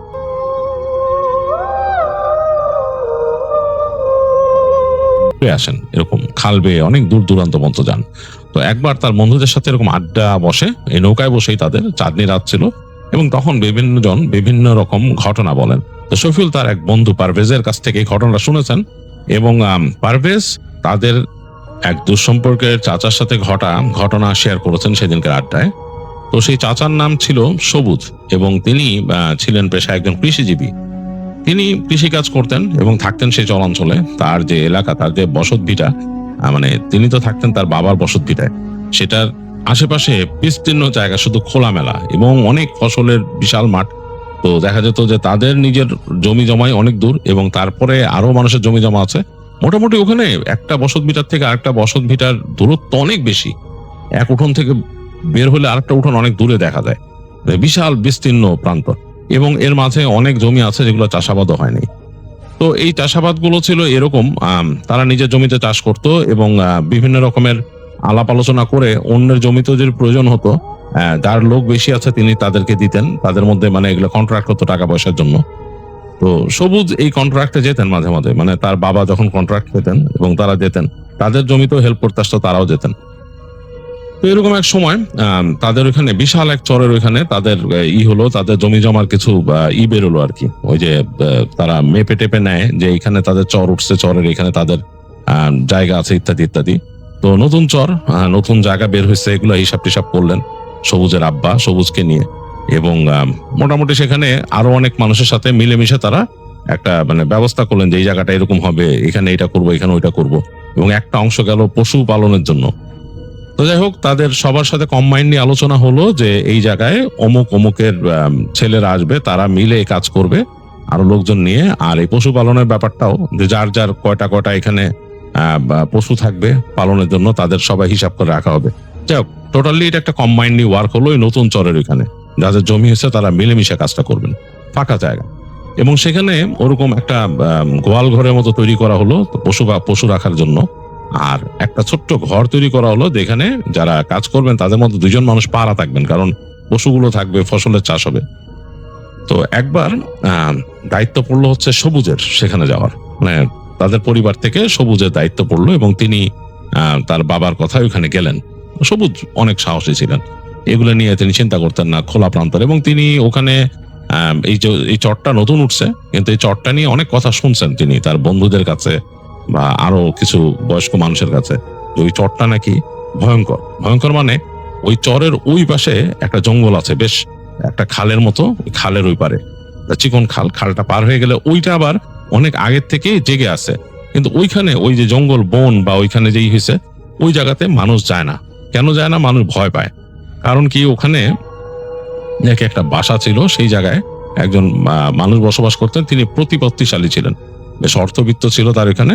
তো একবার নাকি তার বাড়িতে ডাকাত পড়ার পর তাদের পুরো পরিবারকে ওখানেই শেষ করে দেয় সবাই। শেষ করে দেওয়ার পর থেকে ওই বাড়ি অনেকদিন পড়েছিল। মানুষজন, গ্রামের মানুষজন অনেকে গেছে সেখানে, যেহেতু অনেকের সাথে উনি পরিচিত ছিলেন, বেশ প্রভাবশালী মানুষ ছিলেন। তো গিয়ে ওই বাড়িতে অনেকে দেখছেন, আবার অনেকে নিয়ে গেছেন জিনিসপত্র। এটা যেটা হয় আর কি, যে একটা জায়গা দেখতে গিয়ে অনেকে ওখান থেকে জিনিসপত্র নিয়ে আসছেন। একটা সময় জায়গাটা পরিত্যক্ত হয়, এবং ওই যে প্রতিপত্তিশালী মানুষটা ছিলেন তার পরিবারের মানুষরাও ওই জায়গার আর ডিস্ট্রিবিউশন করেন নাই। তারা শহরে থাকতেন, তারা ডিস্ট্রিবিউশন করেননি। মোট কথা ওইটা একটা পোড়ো বাড়ির মতো হয়ে গেছে, এবং ওই জায়গাটার আশেপাশে বেশ গাছগাছালি জন্মায় গেছে, আগাছা জন্মায় গেছে অন্যরকম। তো ওইটা কিন্তু ওই নতুন যে চর জাগছে তার খুব কাছেই একটা ছোট খালের মতো আছে, খালের ওই পাশে। তো ওইটা নিয়ে অনেক কথা।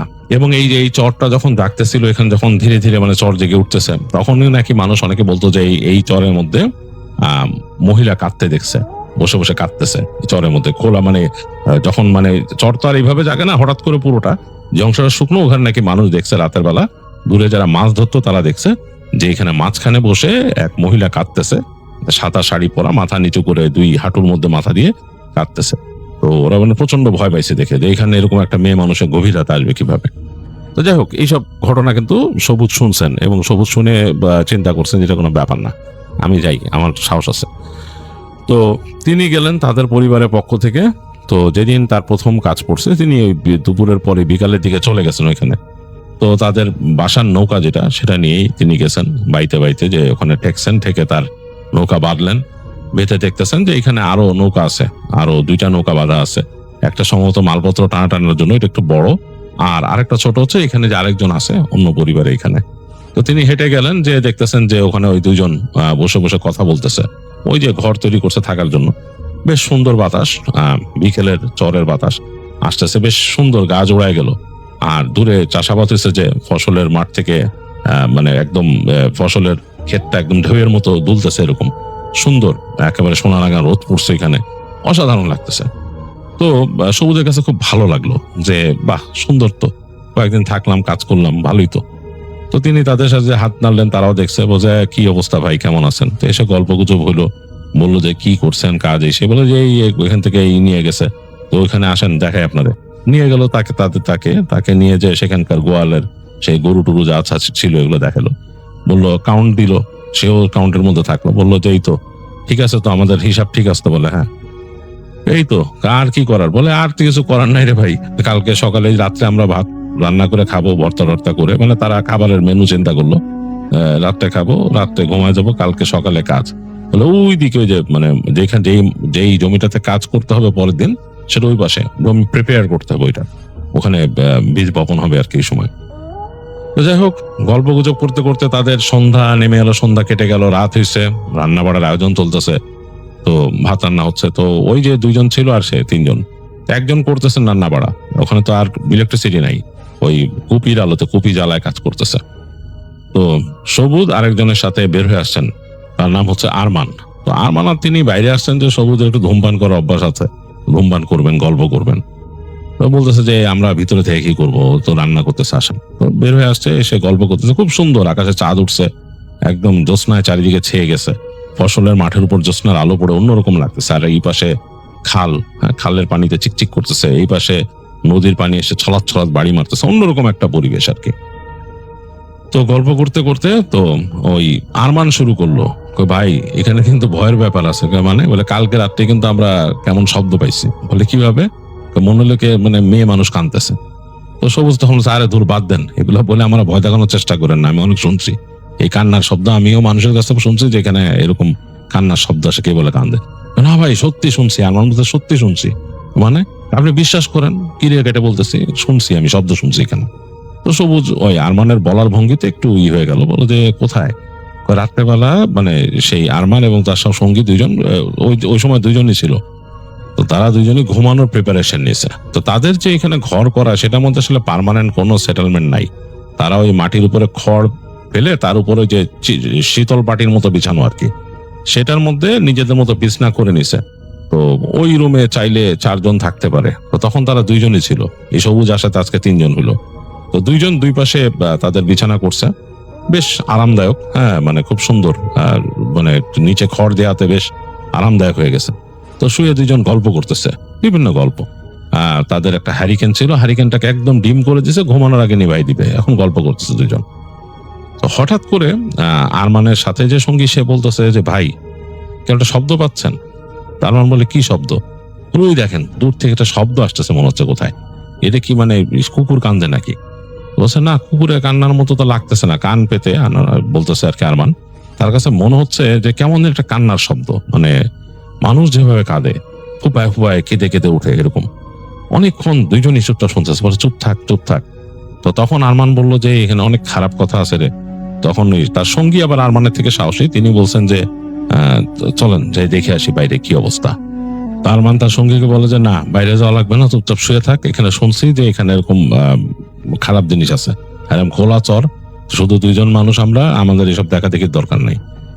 তো তার সঙ্গে বলে যে ভাই একটু দেখিয়ে দিতে, বলে না কোনো দেখা দেখি লাগবে না, তুই হারিকেনটা কমায় দিয়ে নিভাই দিয়ে শুয়ে পড়। তাই বলে মানে তিনি বলে হারিকেন নিভা তাড়াতাড়ি। তো তার সঙ্গী হারিকেন নিভায় এবং আরমানরা শুয়ে পড়ে দুজনই। এবং শুয়ে সারা রাত মানে অনেকক্ষণ আরমানের নাকি ঘুম আসে নাই। সে নাকি শুনছে যে এরকম কান্নার শব্দ, এবং খুবই আশ্চর্য যে এই কান্নার শব্দটা নাকি অনেকটা 3Dর মতো, মানে একবার মনে হচ্ছে দূরে, একবার মনে হচ্ছে তাদের কাছে। এবং মানে যখন নাকি ঘুমায় যায় তার আগে দিয়ে মানে মনে হচ্ছিল যে তাদের যে ঘরটা, সেই ঘরের একদম পাশ থেকেই নাকি এরকম শব্দ আসতেছে। তো এই শব্দ মানে বেশ অন্যরকম ছিল এবং বেশ ভয়ের। এগুলো শোনার পরে সবুজ বলে যে ভাই এই চর নিয়ে আমি আগেও শুনছি, আমার বন্ধু বান্ধবরা আলোচনা করে এইসব, বলে যে এখানে এরকম আসে, শুনে কান্নার শব্দ, আর কে বলে দেখছে ওইখান দিয়ে যাওয়ার সময়। যাই হোক, এটা হয়তো আপনি ওইভাবে শুনছেন, এইভাবে আপনার কানে আসছে, এছাড়া আর কিছু না। ওই লোক আরে না রে ভাই, আপনি দেখছেন ওই যে খাল দেখেন ওইখানে, খালের ওই পারে যে চর, জানেন তো ওইখানে ঘটনা কি? বলে কি মানে কি? বলো এখানে অমকের বাড়ি ছিল আর কি, একজনের নাম বলে যে ওই যে বললাম প্রতিপত্তি এলা লোক, বলে যে তার ঘর ছিল এখানে, ওই ঘর এখনো পড়ে দিচ্ছে, ওই ঘরের ঘটনা তো জানেন। তো সবুজ বলে যে হ্যাঁ শুনছি। এই বলে যে ওইটা ওখানে কিন্তু অনেক উল্টা পাল্টা জিনিস আছে। সবুজ বলে এটাও শুনছি যে ওখানে গেলে সমস্যা আছে। তো বলে ওখানে কোনো মানুষ এখন সাহস করে যেতে পারে না, গেলে কেউ ফিরে আসে না। আরমান বলতেছে সবুজরে। সবুজ বলে এটা কি বললেন ভাই, গেলে ফিরে আসে না মানে কই যায়? আপনি কয়জন এরকম ফিরে আসেন আমাকে হিসাব দেন। আরমান বলছে। আরমান বলে না রে ভাই, এরকম শুনছি এরকম গেলে ফিরে আসে না, আপনি আমাকে হিসাব দেন যে কে কে গেছে আর ফিরে আসে নাই। বলে সবুজ হো হো করে হাসতে থাকে। তো আরমান এই সবুজের এই হাসিতে একটু অফেন্ডেড ফিল করে, মনে করে যে তাকে নিয়ে মনে হয় মক করতেছে সবুজ, মানে তাকে নিয়ে মানে মজা করলো। আরমান বলে যে ভাই শুনেন, আপনার এত সাহস থাকলে আপনি ওখানে যান, আজকে রাত্রেই যান। আপনি যদি ওখানে যে ঘুরে আসতে পারেন, মনে করবো আপনি বীর পুরুষ, আপনি বীর পুরুষ, আপনারা আমি এইটা টাইটেল দিয়ে দেবো যে আপনি বীর পুরুষ, আপনি এখানে গেছেন ঘুরে আসছেন। তো সবুজ বলতেছে এইটা কোনো ব্যাপার, এ তো কোনো ব্যাপারই না রে ভাই, চলেন ভাত খেয়েই তারপর যাবো।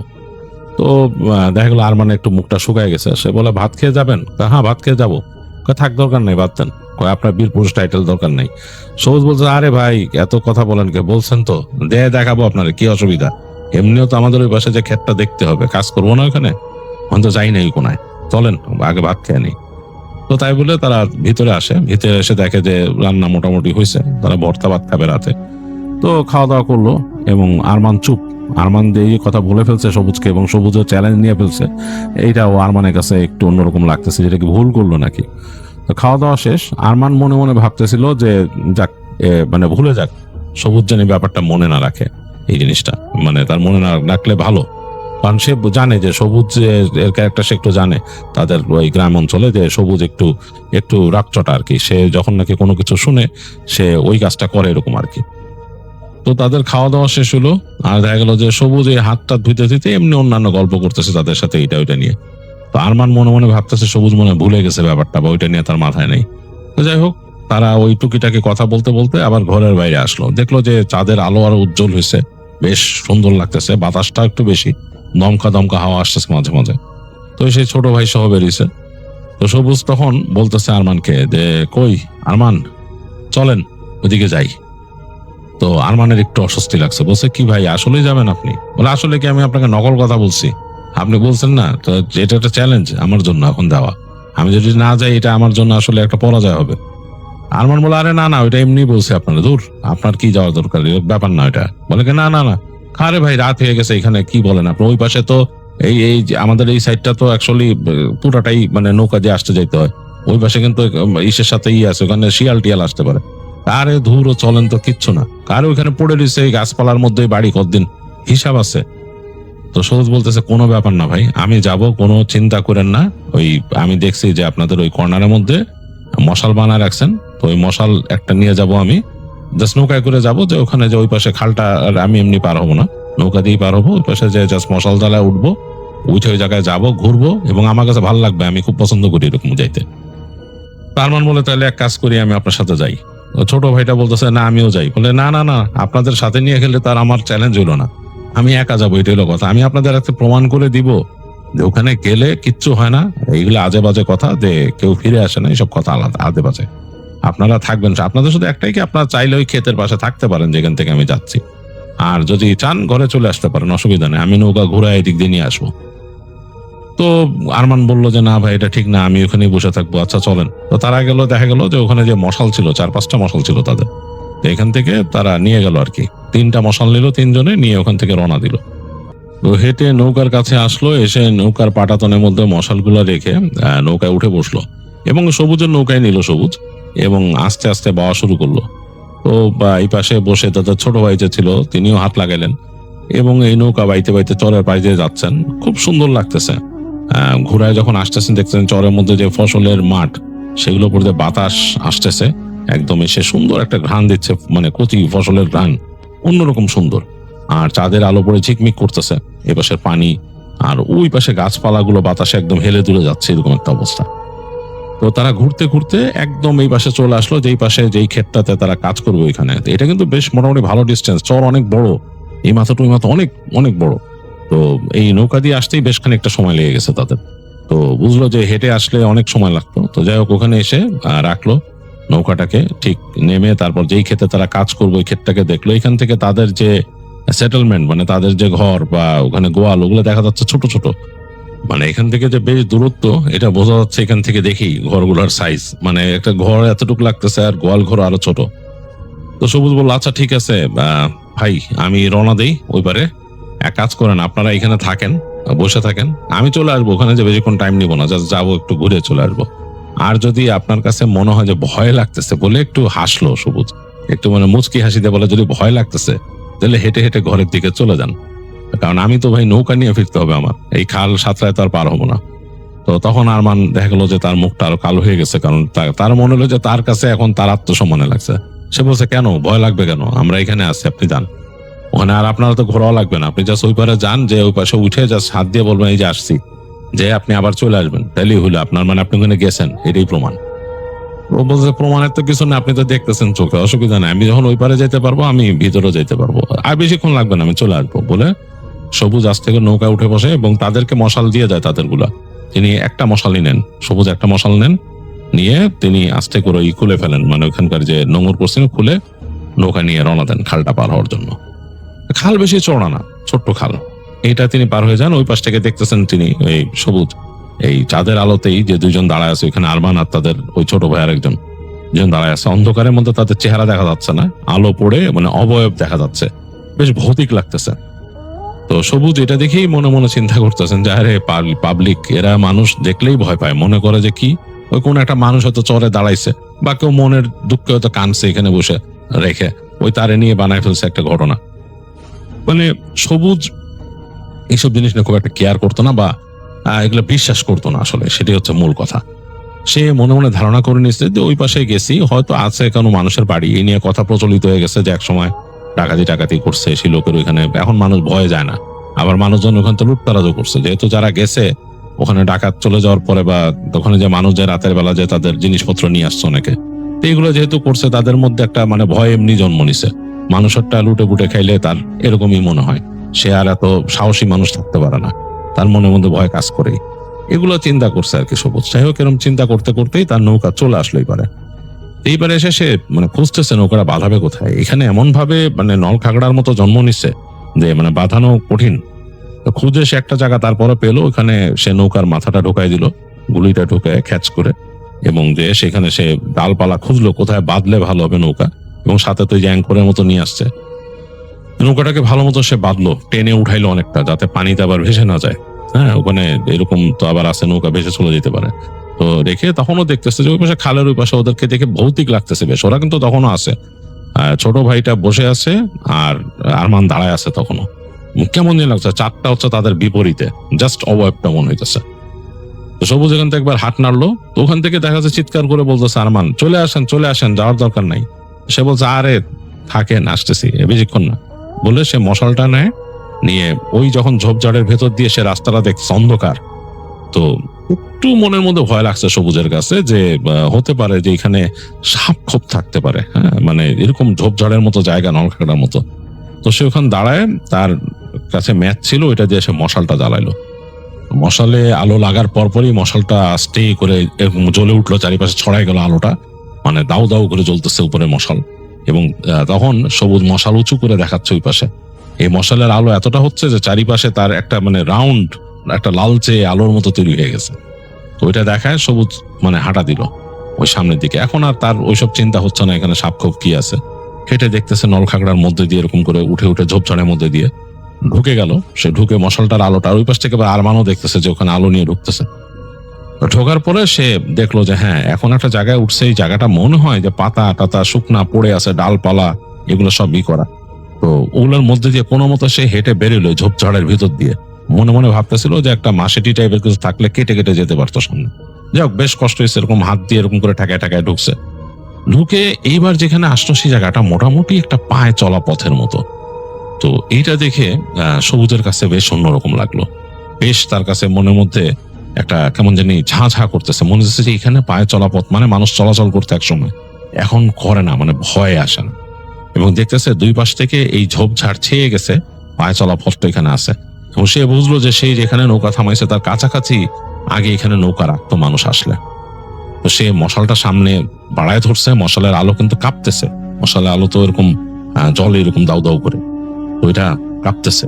সেই কাঁপা কাঁপা আলোতে সে দেখতেছে সামনের অংশটা বেশ অন্যরকম। আর যখন উপরের দিকে তাকাচ্ছে তখন দেখতেছে ওই যে বড় বড় গাছের বেশ কিছু বড় বড় গাছ, সেগুলোর পাতার আড়াল থেকে চাঁদের আলো এসে পড়তেছে মাটিতে। অন্যরকম এই মশালের আলো আর চাঁদের আলো মিলেমিশে একাকার হয়ে যাচ্ছে, মানে অনেকটা লালচে সবুজাব আলো আর তার সাথে নীলচে আলো মিলে গেছে এরকম। তো যাই হোক, সে এর মধ্যে দিয়ে হাঁটা শুরু করলো সামনে।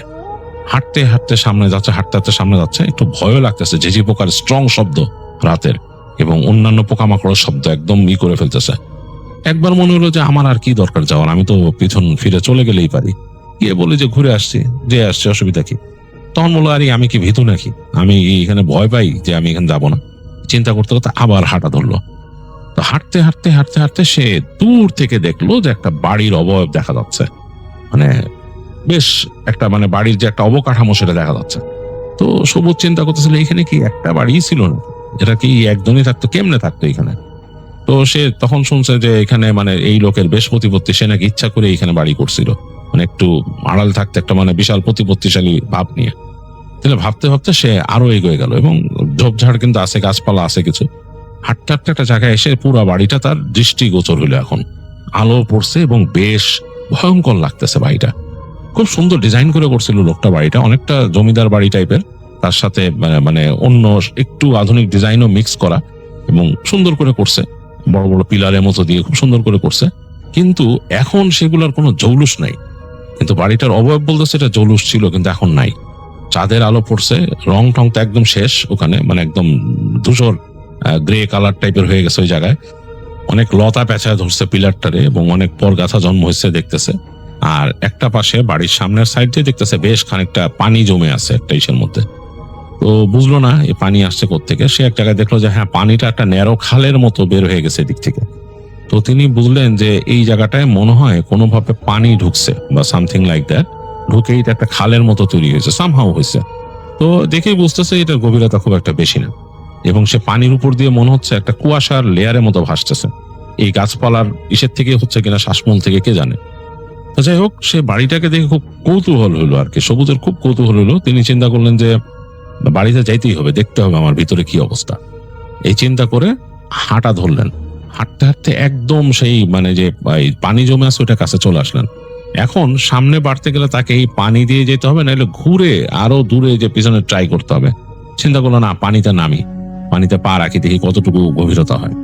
চিন্তা করতে করতে সে মশালটাকে বাড়ায় ধরে পানিতে পা দিলেন। পানিতে পা দিয়ে দেখলো যে প্রথমেই পা দিয়েছেন, অনেকটা পা ডেবে গেছে কাদা টাদায়। বুঝে গেল যে এই জায়গায় মানে বেশ খানিকটা নামতে হবে। নামতে নামতে এক পর্যায়ে সে নেমে আসলো, তার হাঁটুর উপরে চলে গেল পানি, মাঝামাঝি যখন আসছে। এবং এখন সে দেখতেছে তার বুক লেয়ার সমান কুয়াশার মতো, এবং কেন জানি মনে হইতেছে কিছু একটা চলে আসবে, এই কুয়াশার ভেতর দিয়ে কিছু একটা ভেসে আসবে। হাতে কিন্তু মশাল ধরা, তার মশালের আলোটা ওই কুয়াশার মধ্যে মধ্যে রিফ্লেক্ট করতেছে এবং সে আস্তে আস্তে হেঁটে এগিয়ে যাচ্ছে। সবুজ চিন্তা করতেছে যে যাক, কিছু আসবে, এগুলো আমার মনের ভুল, এগুলো কিছু নাই এখানে। আর সে যত তার জানা মতো এখানকার পানিও নিরাপদ, এখানে কুমির টুমির নাই, এগুলো কিছু নাই। সাপ নিয়ে একটু ভয় আছে। যাই হোক, এগুলো চিন্তা করতে সে এগিয়ে যাচ্ছে এবং বেশ স্ট্রং শব্দ পাচ্ছে এবং ব্যাঙের শব্দ পাইতেছে, মানে ব্যাঙও ডাকতেছে এরকম। হাঁটতে হাঁটতে সে একসময় পানির অংশটা পার হয়ে ওই পাশে উঠলো। উঠে ওই পারে উঠলো, উঠে দেখতেছে যে ঘরটা মনে হচ্ছে মুখ গদ্দান করে তাকায় আছে তার দিকে, দরজা জানালা মানে তো ওখানে নাই, কত জায়গা পাল্লা নাই, একদম খোলা হা করে আছে। তো তখন তার কাছে মনে হচ্ছে যে এই বাড়িটার ভেতরে মানে শেষ যখন অ্যাবান্ডন হয় তার আগে এই জায়গায় বেশ ভয়ঙ্কর ব্যাপার স্যাপার ঘটছে, এগুলো মনে মনে ভাবতেছে সে। ভেবে আস্তে আস্তে হেঁটে সামনে যাচ্ছে, ভাবতেছে বা সামনে যাচ্ছে। চাঁদের আলো কিন্তু ওই বিল্ডিং এর ছায়া ফেলছে অনেক দূর, মানে বিল্ডিংটার বেশ খানিকটা সামনে পর্যন্ত ছায়া ঢাকা, ভেতরে দেখা যাচ্ছে না। তো সবুজের বুকটা একটু কাঁপতেছে, কেন জানি মনে হচ্ছে কি জানি মানে কি দেখবে এরকম মনে হচ্ছে। তারপর ভাবতেছে আরে ধুর, এগুলো মনের ভয়, এই যে পুরো এনভায়রনমেন্টটাই আমাকে কাবু করে ফেলছে। চিন্তা করতে করতে সে সামনে এগিয়ে গেল এবং তার এই যে মশালের আলোতে ওই যে ছায়াটা দূর হয়ে যাচ্ছে। তো সে যখন নাকি হেঁটে হেঁটে ঢুকছে একদম সামনের ফ্রন্টে, ঢুকে দেখতেছে ওঠার রাস্তা সিঁড়ি দিয়ে ওটার ব্যালকনির মধ্যে ওঠা যায়। তো ব্যালকনির মধ্যে উঠে সে মশালটাকে ডান হাতে ধরা সিঁড়ির কাছে চলে গেল, সিঁড়িতে উঠতেছে সে। সিঁড়িতে উঠতেছে, হঠাৎ করে সে একটু কেঁপে উঠলো, মনে হলো কি যেন নড়তেছে। পরে খেয়াল করলো যে না, তার নিজের ছায়াটাই মানে অদ্ভুত লাগতেছে। ডান হাতে মশাল ধরা দেখে তার নিজের ছায়াটা পড়ছে দেয়ালে, অদ্ভুত লাগতেছে কেমন জানি, বেশ ভয়ের। সে তখন মানে নিজে মানে একটু মনে হলো যে তার বুকে থু দেয় এরকম লাগলো, কারণ তাদের ওখানে অভ্যাস এটা যে ভয় পেলে বুকে থুতু দেয় মানুষ। তো তারপরও সে হেঁটে হেঁটে সিঁড়িতে উঠতেছে এবং তার ভয় লাগতেছে। সে চিন্তা করলো যে আসলেই ভাই ভয়ের মানুষ যেখানে আসে বলে যে আসলে মানুষ হারায় যায়, কি হারায় টারা যায় কিনা জানি না, বাট প্রচন্ড ভয় পাওয়ার কথা। আমার মতো মানুষ এরকম ভয় পেয়েছে। এই চিন্তা করতে করতে সবুজ উঠে আসে দোতলায়। উঠে এসে দেখতে সোজা মানে একদম সামনেই, তার সামনে একটা গোল জায়গা দাঁড়ানোর বারান্দার মতো, অনেকটা এরকম সার্কেল করা গোল হাফ সার্কেল একটা জায়গা। ওই জায়গায় মনে হয় বসে মানুষ চা টা খাওয়ার জন্য রাখছে, সুন্দর মানে ব্যালকনির মতো। তো সে ওখানে চলে গেল, ব্যালকনিতে যে দাঁড়ায় দেখতেছে বাসার সামনের অংশটা দেখা যাচ্ছে। দোতলাটাই প্রায় 13-14 ফিট উঁচু হবে, মানে মোটামুটি বেশ উঁচু। এবং এখানে দাঁড়ায় সে দেখতে পাচ্ছে সামনের বিস্তৃত জায়গাটা, ওই যে এইখানে ছোট্ট খালের মতো সে পার হয়ে আসলো হেঁটে, ওই জায়গায় যে কুয়াশা জমে আছে এটা দেখা যাচ্ছে এই জায়গাটা, এবং দূরে গাছপালাগুলো দেখা যাচ্ছে। বেশ ভয়ঙ্কর, মানে বেশ ভয় লাগার মতো অবস্থা। তো সে চিন্তা করলো যে এখন আর কি, এখন আর দরকার নেই, একটু ডাইনে বামে দেখি কি অবস্থা। ডাইনে বামে দেখা যাচ্ছে এরকম করিডোর গেছে। তো সে হেঁটে ডান দিকে চিন্তা করলো একটু করিডোর দিয়ে যাই, ওদিকে কি অবস্থা কি। আর হেঁটে সে একদম ডান দিকে রুমটা চলে গেল। এই পাশে রুমের কোনো দরজা নাই, সবগুলাই কিন্তু এরকম খোলা দরজা, এবং তার যে আলো পড়তেছে ওইখানে আলোটা কাঁপা কাঁপা ভয়ে পড়তেছে, বেশ গা শিশির করে উঠতেছে তার। একদম ডান দিকের রুমে যখন সে গেল, কর্নারের রুমটায়, তো ওখানে যেয়ে সে দেখতেছে আলো মারলো ভিতরে, মশালের আলো মেরে দেখতেছে একটা খোলা মানে একটা খালি ঘর। সেটা বলতে এমন কিছু নয়, পুরানো একটা বিছানা ছিল, বিছানাটা মনে হয় মানে ভেঙে চলে গেছে, একটা কাঁথে পড়ে গেছে এই পাশে। আর তেমন কোনো ফার্নিচার নাই, ফ্লোরের মধ্যে কিছু এই জিনিসপত্র রাখা, এগুলো কাঠ টাটের মনে হয়, সেগুলো দেখলো। এবং ময়লা, অনেক ধুলা টুলা জমে আছে ভিতরে, এবং এই পাশের জানলা দিয়ে আলো এসে পড়ছে ফ্লোরের মধ্যে, কেমন অন্যরকম লাগতেছে। তো সে যখন ঘুরতে যাবে এই সময় সেটা চিৎকার শুনলো, বেশ তীক্ষ্ণ চিৎকার এবং নারী কণ্ঠের চিৎকার, জোরে চিৎকার করে উঠছে, মনে হয় যে কেউ মানে ভয় বা কাউকে আঘাত করলে যেভাবে চিৎকার করে সেরকম। তো সবুজের অনেক ভয় লাগছে। সে চিন্তা করলো যে কে চিৎকার করলো, এই বাড়ির মধ্যে কে চিৎকার করলো। তার মাথায় তখনই অশরীরী ব্যাপারটা আসছে। তো সে চিন্তা করলো না, এখানে থাকা ঠিক হবে না, এইখানে মানে কি হইতেছে। আবার এক মুহূর্তে তার মনে হলো এইখানে কি খালি জায়গা পেয়ে কোনো অপকর্ম করে কে। এগুলো চিন্তা করতে করতে সে আবার হাঁটা ধরলো সামনে করিডোর দিয়ে। চিন্তা করলো সে ওই মাথায় যাবে, যে দেখবে কিছু হয় নাকি, মানে কিছু আছে নাকি বা কিছু হচ্ছে নাকি এখানে। এই চিন্তা করে সে হেঁটে হেঁটে করিডোর দিয়ে একদম লেফটের শেষ মাথায় বন্ধ গেছে। ওইখানে যে শেষ রুমটা সেটা সে দেখতেছে দরজা লাগানো এবং ভেতরে মনে হচ্ছে ঝগড়া হচ্ছে, তর্ক, একটা নারী আর পুরুষের ঝগড়া। মানে নারীটা গম গম কণ্ঠে কি বলতেছে, মহিলাটাও বলতেছে, এবং খালি রুমে একো হলে যেরকম হয় সেরকম। তো সবুজের মনে হলো যে এখানে কোনো একটা অপকর্ম হইতেছে, সে যা ভাবছে তাই, মানে এখানে হয়তো খালি বাসা পেয়ে মানুষজন এটার অন্যরকম ইউটিলাইজ করে, বা আছে না গ্রামের কিছু মানে খারাপ মানুষজন তো আছে, তারা এটাকে এইভাবে ব্যবহার করে নাকি। তো সে তখন ওখান থেকে জোরে বলতেছে এই এই এখানে কে ভিতরে, বলে সে দরজার মধ্যে জোরে লাথি মারলো একটা। দরজাটা কিন্তু লাগানো ছিল, সে দরজা লাথি মারলো, দেখে তার লাথিতে দরজা খুলে নাই, ঠাস করে শব্দ হইলো। ভেতরে তখনও শব্দ আসতেছে এই তর্ক বিতর্কের। তো সবুজ আরো জোরে লাথি দিয়ে সে ঘাড় দিয়ে জোরে বাড়ি মারলো, এরপরে তার কাঁধ দিয়ে বাড়ি মারলে দরজা ঠাস করে ভেঙে দরজা খুলে গেল পুরো দুই পাশে টাকাস করে। তো সবুজ সাথে সাথে তার ওই সাথে হাতের যে মশালটা সামনে বাড়ায় ধরলো। আর সবুজ একটা ছুরি রাখতো, সেই ছুরিটাও সে হাত দিয়ে ফিল করলো তার কোমরে আছে কিনা, কারণ এই চরে কাজ করতে আসবে এটা বেশ ভয়ের। তাদের ওইখানে কিন্তু তাদের ওই ঘরের মধ্যে রামদাও আছে, এগুলো তারা রাখে মানে নিরাপত্তার জন্য এখানে। তো সে ছুরিটার মধ্যে হাত দিয়ে ফেল করলো, তার সেই মশালটা সামনে বাড়ায় ধরলো। তার বুকটা ধক করে উঠলো, কারণ রুমের ভেতরে কেউ নাই, পুরা রুমটা খালি, মানে খা খা করতেছে, রুমের মধ্যে কোনো ফার্নিচারও নাই। স্পষ্ট শুনছে এখানে কোনো জোরে জোরে তর্ক বিতর্ক বা জোরাজোরির শব্দ আর কি। তো সবুজ ভয় পেয়ে গেছে, চিন্তা করলো আমি এটা কিসের শব্দ শুনলাম। এরপরে সে শব্দ শুনতেছে, মনে হচ্ছে যে তার পেছনে, তার থেকে বেশ খানিকটা দূরে কয়েকজন নারী কথা বলতেছে এবং ভীত সন্ত্রস্ত। তো সবুজ মানে বেশ ভয় পেয়েছে, সে হঠাৎ করে পিছন ফিরলো, পিছন ফিরে দেখলো তার পেছনে কেউ নাই। সে করিডোর ধরে তাকাইলো, সামনে মশাল ধরে দেখলো কেউ নাই। তো সবুজ আস্তে আস্তে সামনে বাড়লো, চিন্তা করলো এই কণ্ঠগুলো কোত্থেকে শুনছি, চিন্তা করলো এখানে থাকা যাবে না। সে বুঝতে পারছে জায়গাটা বেশ ভয়ের, মানে অন্যরকম। তো সে আস্তে আস্তে হেঁটে সিঁড়ি ঘরের দিকে যাচ্ছে এবং সে কারণ শব্দগুলো ওখান থেকে আসতেছিল সিঁড়ির কাছ থেকে। তো সে যখন নাকি সিঁড়ির কাছে চলে আসছে, মানে একদম মানে ডানে নেমে যাবে আর কি নিচের দিকে, তো একদম নিচে নেমে আসছে, তখন তার কাছে মনে হলো উপর থেকে শব্দ হলো, মানে ফিস ফিস করে, নারীরা যদি নিজেরা কানাকানি করে সেরকম শব্দ, ফিস ফিস করে। তো সবুজ বুঝলো যে না, এইখানে কোনো নারী নাই, কোনো মতো থাকতেই পারে না এখানে, এই আসলে এই জায়গাটা মানে মানে ভৌতিক, হন্টেড। এটা সে চিন্তা করলো, চিন্তা করে সে জাস্ট মানে উপরের দিকে একবার তাকাইছে, তার কাছে মনে হলো যে সে কয়েকটা মাথা দেখলো, মানে মানুষ যেরকম উকি মারে উপর থেকে সেরকম, এবং সেই মুখগুলো অন্ধকার, কিচ্ছু দেখা যাচ্ছে না, এবং একটা দমকা বাতাস নামলো, সবুজের হাতের মশালটাই নিভায় ফেললো, মানে মশালের আলোটাই টপ করে নিভে গেল। এবং সবুজের কাছে মনে হলো যে এই বাতাসটা লাগছে, বাতাসটা বেশ ঠান্ডা শীতল বরফের মতো একটা বাতাস। সবুজ আসলে সাহস হারায় ফেলেছে, সে ঝেড়ে দৌড় দিছে ওখান থেকে, সিঁড়ি যে ধপ ধপ ধপ করে নেমে সে দৌড়ায় বের হয়ে গেছে। চিন্তা করছে খালটা পার হবো কেমন, এখন তো আলো নাই সাথে, মানে চাঁদের আলো যতটুকু পড়ছে অতটুকু যথেষ্ট তার জন্য। তারপর ওই কুয়াশা টুয়াশা কিচ্ছু, মানে একটা কুয়াশার লেয়ারের মতো পানির উপর দিয়ে। তো সে অত কিছু চিন্তা না করে ভয় পাইছে, মারাত্মক ভয় পাইছে। সে মানে ওই পানির মধ্যে নেমে গেছে তাড়াতাড়ি ওই অবস্থায়, মশালটা হাতে ধরা, কোনো মতো ঝসঝস করে চিন্তা করছে সামনে ঝোপের কাছে যে জ্বালাবো, এরকম চিন্তা করতেছে। পানির মধ্যে কোনো মতে পা দিয়ে দেয়, কাদা ডুবে যাচ্ছে, কাদাতে পা ডুবে যাচ্ছে, এরকম করতে করতে সে ওই পারে উঠে আসলো, ভিজে গেছে প্রায় কোমর পর্যন্ত তার। সে দৌড়ানো শুরু করলো, খালি জায়গা দুই বন্ধ। এসে যেখানে নাকি ঝোপঝাড় গাছপালাগুলো আবার শুরু হয়েছে, চিন্তা করলো এখন মশালটা জ্বালায় নেওয়া দরকার। সে থেমে তার এই লুঙ্গির এখানে কোচর ছিল, কোচর থেকে সে ম্যাচটা কোনো মতে হাত কাঁপতেছে বের করে সে মশালটাকে দুই পায়ের ফাঁকে ধরে মশালটাকে জ্বালানোর চেষ্টা করলো। একটা কাঠি দিয়ে সে জ্বালানোর চেষ্টা করছে, ধরে নাই। দ্বিতীয়বার মারছে, মশালটা জ্বলে উঠছে। মশাল যখন জ্বলে উঠলো, সে একটা সেকেন্ডের জন্য শুধু দেখলো যে তার সামনের ডালের মধ্যে একটা মহিলা বসা, পা দুইটা ঝুলায় বসেছিল, ফর্সা ফর্সা, মানে একটা মহিলা মানে মেয়ে আর কি, বসা ফর্সা, তার মানে শাড়িটা সুন্দর করে পেঁচানো এবং মনে হয়েছে যে লাইট কালারের খুব দামি শাড়ি, এবং তার দিকে তাকায় ছিল। সে মশালটা জ্বলছে যে তার মশালের আলোটা তার চোখে রিফ্লেক্ট করছে। গাছের ওই ডালের অতটুকু উচ্চতায় সে কিভাবে উঠছে সবুজ জানে না, এবং সবুজের গায়ের উপর লাফায় পড়লো সে ওই ডালের উপর থেকে।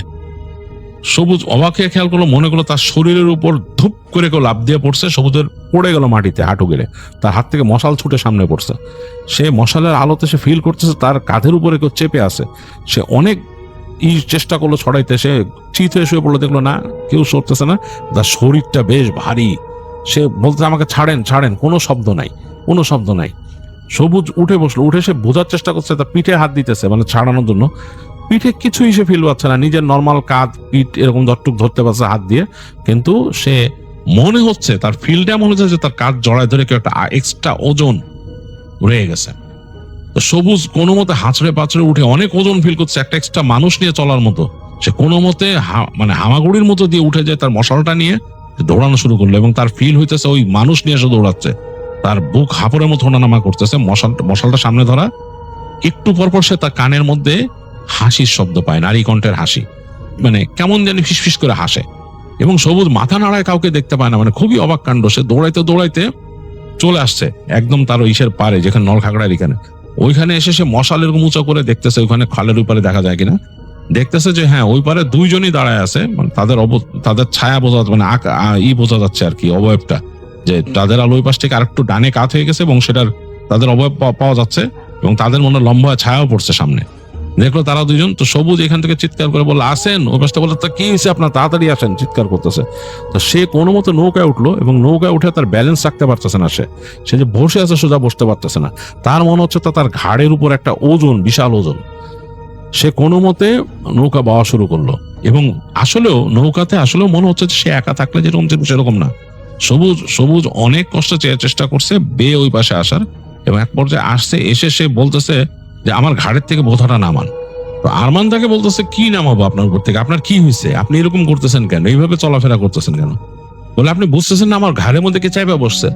আরমান বলছে আমরা তো কেউ নেই, কিছু দেখি না আপনার গাড়ির মধ্যে, কি বলেন আপনি উল্টাপাল্টা, আসেন তো তাড়াতাড়ি। তো সবুজ মানে নড়তে পারতেছে না। তখন আরমানরা বললো আচ্ছা তাড়াতাড়ি ওনার নৌকার মধ্যে আপনি শুয়ে পড়েন। বলে আপনি নৌকায় শুয়ে পড়েন, পাঠাতো না। শুয়ে পড়ার পর তারা উঠলো এখানে নৌকায় এবং নৌকা বাওয়া শুরু করলো।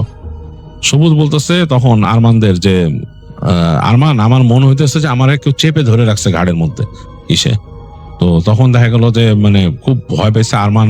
তখন মানে নিজের মতো দোয়া দুরুদ যা পারতো টুকিটাকে পড়ে পড়ে ফু দিতেছে। এখন প্রত্যেকবার যখন ফু দেয় সবুজকে, সবুজের শরীর নাকি হঠাৎ ঝাড়া দিয়ে উঠতেছিল নৌকার মধ্যে, এবং আরমান ওর ছোট ভাই দুজনই গেছে ঝাড়া দিয়ে উঠছে, এবং প্রত্যেক ধারাতে মনে হচ্ছে তার শরীরটা একটু হালকা হয়, আবার তাকে চেপে ধরে এরকম।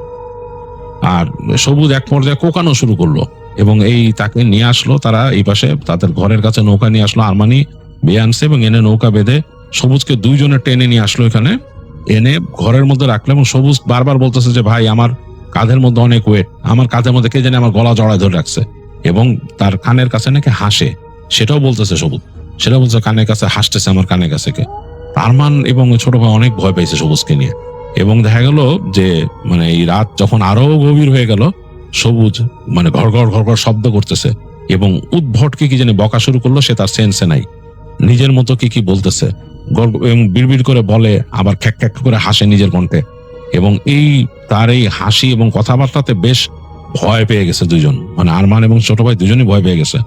তো দুইজন একদম ঘরের এক কোনায় কুকড়ায় আছে। সবুজকে তারা ওই সবুজের জন্য যে বিছনা করছিল ওখানে মানে শোয়াই দিছিল।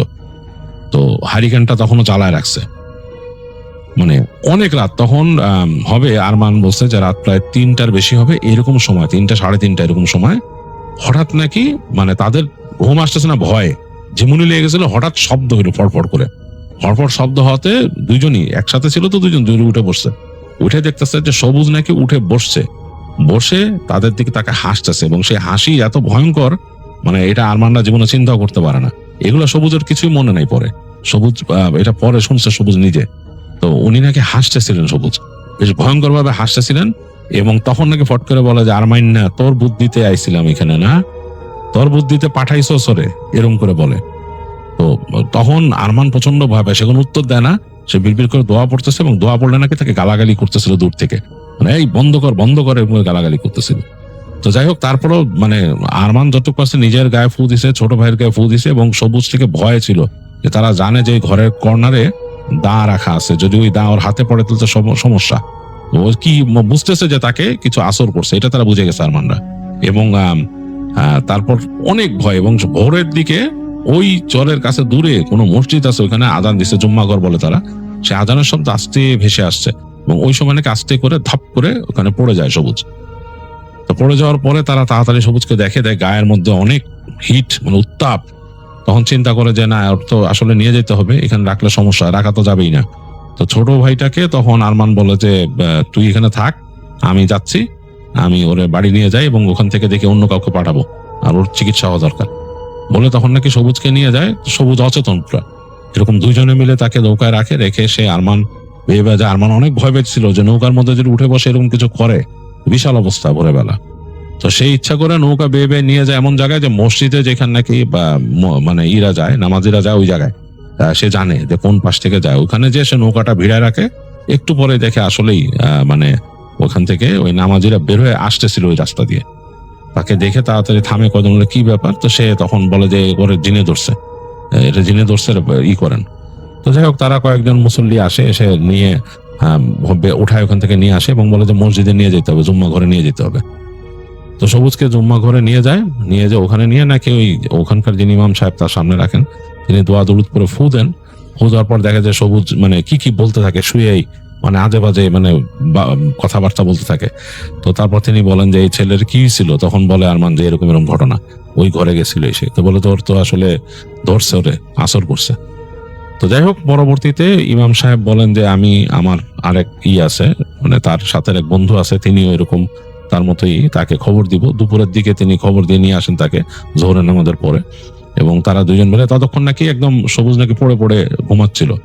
তা আনার পর তাকে রুকাইয়া করে সবুজকে, রুকাইয়া করে অনেক ব্যাপার স্যাপার হয়, যেটা হয় এটার বলার কিছু নাই, আপনারা জানেন বিভিন্ন কথাবার্তা এটা সেটা হওয়ার পরে সবুজকে নাকি ছেড়ে যায়। তো মূল কথা ছিল যে সবুজ কেন ওইখানে গেছে, তারা ওখানে থাকে, ওইটা একটা পোড়ো বাড়ি, ওখানে তারা থাকে, তারা ওই জায়গাটা নিজের মনে করে নিছে, কেউ থাকে না যেহেতু, তো ওইখানকার প্রপার ওনার ছাড়া তারা ওই বাড়িতে কাউকে অ্যালাউ করবে না, মানে মূল মালিককে লাগবে। ওরা নাকি ওই জিনিসটাই করে, মানে যে কোনো কোথাও যদি তারা আস্তানা গাড়ে সেখানে তারা মূল মালিককে চায়, মানে নীতিগতভাবে বা আইনগতভাবে সেই মানুষটার ওই জায়গার উপর অধিকার থাকতে হবে।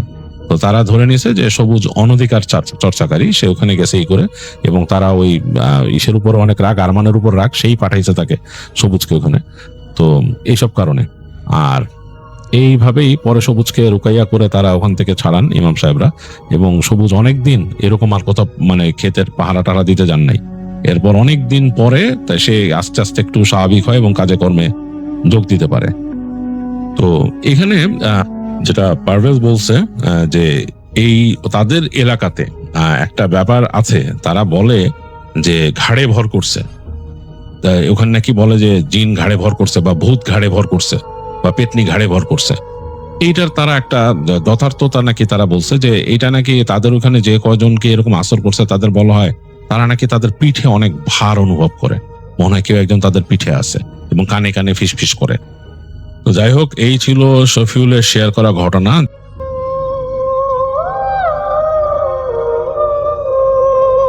আসসালামু আলাইকুম রাসেল ভাই, আমি রাকিব। আজকে আমি যে ঘটনাটি বলবো এটি ঘটেছিল 2018 সালে রাজশাহীর একটি পুরনো ছাত্র মেসে। মেসটা ছিল অনেক পুরনো, 3 তলা বিল্ডিং, কিন্তু সবাই বলতো দোতলার শেষ রুমটা কেউ বেশি দিন থাকতে পারে না। আমি এসব কথা বিশ্বাস করতাম না, তাই একদিন সাহস করে রুমটায় নিয়ে নিলাম। প্রথম 2 রাত কোনো সমস্যা হয়নি, সমস্যাটি আসলে হয় 3য় রাত। ঘড়িতে তখন ঠিক রাত 3টা 13 মিনিট। হঠাৎ আমার ঘুম ভেঙে গেল একটা বিকট শব্দে। মনে হলো কেউ দরজায় জোরে আঘাত করছে। আমি ভাবলাম হয়তো পাশের রুমের কেউ। দরজা খুলে দেখি করিডোর একদম ফাঁকা, কালো অন্ধকার, কেউ নেই। দরজা বন্ধ করে আবারও শুয়ে পড়লাম। ঠিক তখনই আমার মোবাইলে একটি নোটিফিকেশন আসলো, একটি অজানা নাম্বার থেকে মেসেজ, দরজা খুলবেন না। আমি অবাক হয়ে গেলাম, কারণ মেসেজটা আসার সময় আবার আমার দরজার বাইরে ঠিক একটু আগে যে শব্দটি হয়েছিল ওই শব্দটি আবার হচ্ছে। আমি ভাবলাম হয়তোবা কেউ আসছে। আবার দরজাটি খুলতে গেল, আবার দেখলাম করিডোর একদম ফাঁকা, কোথাও কেউ। আমি এর পরপরই যেন ভয়ে জমে গেলাম। এরপর আবারও শব্দটি আসলো, এবার আলমারির ভিতর থেকে আসছে। এবার আমার শরীর যেন একদম হিম হয়ে গেল। ধীরে ধীরে আমি আলমারির দিকে তাকালাম। ভিতর থেকে কেউ যেন ফিসফিস করে বলছে, আমাকে বের করো। আমি তখন ভয়ে চিৎকারও করতে পারছিলাম না। হঠাৎ আমার রুমের লাইট সব বন্ধ হয়ে গেল। অন্ধকারের মধ্যে শুধু একটা জিনিসই দেখলাম, আলমারির দরজা আস্তে আস্তে খুলছে, আর ভিতর থেকে বের হলো একটি কালো ছায়া। ছায়াটা আমার দিকেই তাকিয়ে বলল, এই রুমটা আমার ছিল, তুমি এখানে এখনো থাকো। আমি সঙ্গে সঙ্গে জ্ঞান হারিয়ে ফেলি। সকালে মেসের ছেলেরা আমাকে মেঝেতে পড়ে থাকতে দেখে। সবচেয়ে ভয়ঙ্কর ব্যাপারটা হলো, আমার আলমারির ভিতরে একটি পুরনো ছবি পাওয়া যায়। ছবিটা দেখা যায় একজন ছেলে ওই একই রুমে দাঁড়িয়ে আছে, এবং ছবির পিছনে লেখা রুম 206, 2005, এখানে শেষ রাত। আর সেই ছবির ছেলেটার মুখ আমার মতনই ছিল। আমি সকালবেলা জ্ঞান ফিরে দেখি মেসের সবাই আমার চারপাশে দাঁড়িয়ে আছে, কারো মুখে কোনো কথা নেই, সবাই শুধু তাকিয়ে আছে আমার রুমের দিকে। আমি হেসে বললাম, কি হয়েছে? সবাই এমনে তাকিয়ে আছো কেন? মেসের পুরনো দারোয়ান কাদের চাচা ধীরে ধীরে এগিয়ে এসে বললেন, বাবা, তুমি কি রাতে কারোর সাথে কথা বলেছিলে? আমি অবাক হয়ে বললাম, হ্যাঁ, কিন্তু আমি তো একা ছিলাম। কাদের চাচার মুখ যেন নিমেষেই ফ্যাকাশে হয়ে গেল। তিনি বললেন, এই রুমে যে ছেলেটা থাকতো তার নামও ছিল রাকিব। রাকিবের বুকের ভিতর তখন কেমন জানি না করে উঠল। কাদের চাচা জানালেন, 2005 সালে এই রুমে এক ছাত্র থাকত। এক রাতে সে হঠাৎ নিখোঁজ হয়ে যায়। পুলিশ অনেক খোঁজাখুঁজি করেও তাকে পায়নি, কিন্তু যাওয়ার আগে সে তার ডায়েরিতে একটা কথা লিখে গিয়েছিল, আর আমার রুমে যে থাকে সে একদিন আমার সাথে দেখা করবে। রাকিব বিশ্বাস করতে পারছিল না। সে দৌড়ে গিয়ে আলমারিটা খুলল। ভেতরে সেই পুরনো ছবিটা আর নেই, তার বদলে একটা ছেঁড়া ডায়েরির পাতা পড়ে আছে। ডায়েরির প্রথম পাতায় লেখা, যদি তুমি এই লেখা পড়ো আর তুমি আমাকে দেখছো। রাকিব কাপা হাতে পরের পাতাটি খুলল। সেখানে লেখা, আমরা মারা যাইনি, আমি এই রুম ছেড়ে যেতে পারিনি। হঠাৎ পিছন থেকে একটি ঠান্ডা নিঃশ্বাস তার ঘাড়ে এসে পড়ল। একটা ফিসফিস শব্দ, তুমি আমার জায়গা নিয়েছো। রাকিব ধীরে ধীরে পিছনে তাকালো। দরজার পাশে দাঁড়িয়ে আছে সেই ছেলেটা, একই মুখ, একই চোখ। তার চোখ দুটো সম্পূর্ণ কালো। সে আস্তে আস্তে বলল, এবার তোমার পালা। হঠাৎ দরজা বন্ধের শব্দ আসলো ধাম করে। সেদিনের পর রাকিব আর ওই মেসে কোনোভাবে থাকেনি। কিন্তু আশ্চর্যের ব্যাপার, মেসের নতুন ভাড়াটিয়া যখন 206 নম্বর রুমে ওঠে, রাত 3:13 তার ফোনে একটা মেসেজ আসে, দরজা খুলবে না। রাকিব মেসে চলে যাওয়ার প্রায় 1 মাস কেটে গেল।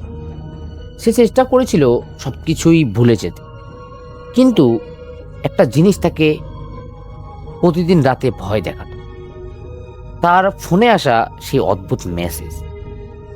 প্রতিদিন রাত 3:13 ঠিক একই সময় একটা মেসেজ আসে, আমি এখনো অপেক্ষা করছি। রাকিব নাম্বারটা প্রত্যেকবারই ব্লক করত, কিন্তু পরের রাতেই আবার অন্য নাম্বার থেকে মেসেজ আসত। একদিন সাহস করে সে সিদ্ধান্ত নিল আবার সেই মেসেজ আনবে, কারণ সে জানতে চেয়েছিল 2005 সালে সেই ছেলেটার আসল রহস্যটা কি। রাত 2টার দিকে সে মেসের সামনে গিয়ে দাঁড়ান। পুরনো বিল্ডিংটা আগের চেয়ে আরো ভয়ঙ্কর লাগছিল। দোতলার সেই শেষ রুম, 206 নম্বর রুম। দরজাটা আধখোলা। ভিতর থেকে একটা শব্দ আসছে, মনে হচ্ছে কেউ ডায়েরির পাতা উল্টাচ্ছে। রাকিব ধীরে ধীরে ভিতরে ঢুক। রুমটা খালি, কিন্তু টেবিলের উপর একটা নতুন ডায়েরি রাখা। ডায়েরির প্রথম পাতায় লেখা, রাকিব, তুমি ফিরে আসবে আমি জানতাম। তার হাত কাঁপতে লাগলো। সে পরের পাতাগুলো খুলবে। সেখানে লেখা, তুমি যাকে দেখেছিলে সে আমি না।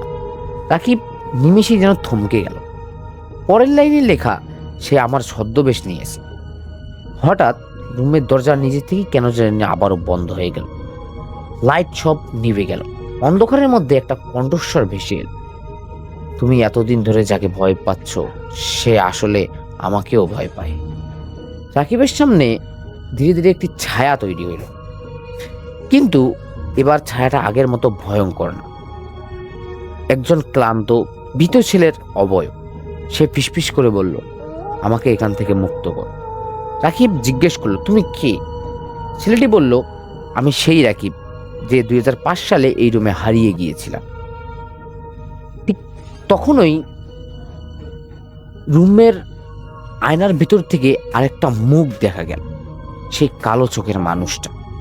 সে হাসছে আর আয়নার ভিতর থেকে বলছে, ওর কথা বিশ্বাস করো না, কারণ তোমার সামনে যে দাঁড়িয়ে আছে সেই আসল ভূত। হঠাৎ সব শব্দ, তারপর কয়েক সেকেন্ডের নীরবতা। রাকিব বুঝতে পারল এই রুমে শুধু একটা আত্মা নেই, এখানে আটকে আছে 2টা রহস্য, আর তাদের মধ্যে একজন মিথ্যা বলছে। একদিকে আয়নার ভিতরে সেই কালো চোখের ছায়া, আর অন্যদিকে সামনে দাঁড়িয়ে থাকা সেই ছেলেটা, যে নিজেকে বলছে আসল রাকিব। রাকিব কোনো কিছুই বুঝতে পারছিল না ঠিক মতো। সে কাপা গলায় বলল, তোমাদের মধ্যে সত্যি কে? কিছুক্ষণ নীরবতা। তারপর সামনে দাঁড়িয়ে থাকা ছেলেটা ধীরে ধীরে বলল, এই রুমের নিচে একটি জিনিস লুকানো আছে, সেটি বের করলেই সব সত্যি জানতে পারবে। রাকিব নিচের দিকে তাকাল। পুরনো কাঠের মেঝের একটা অংশ একটু উঁচু হয়ে আছে। সে হাত দিয়ে কাঠটা সরাতেই নিচ থেকে একটা ছোট লোহার বাক্স পেল।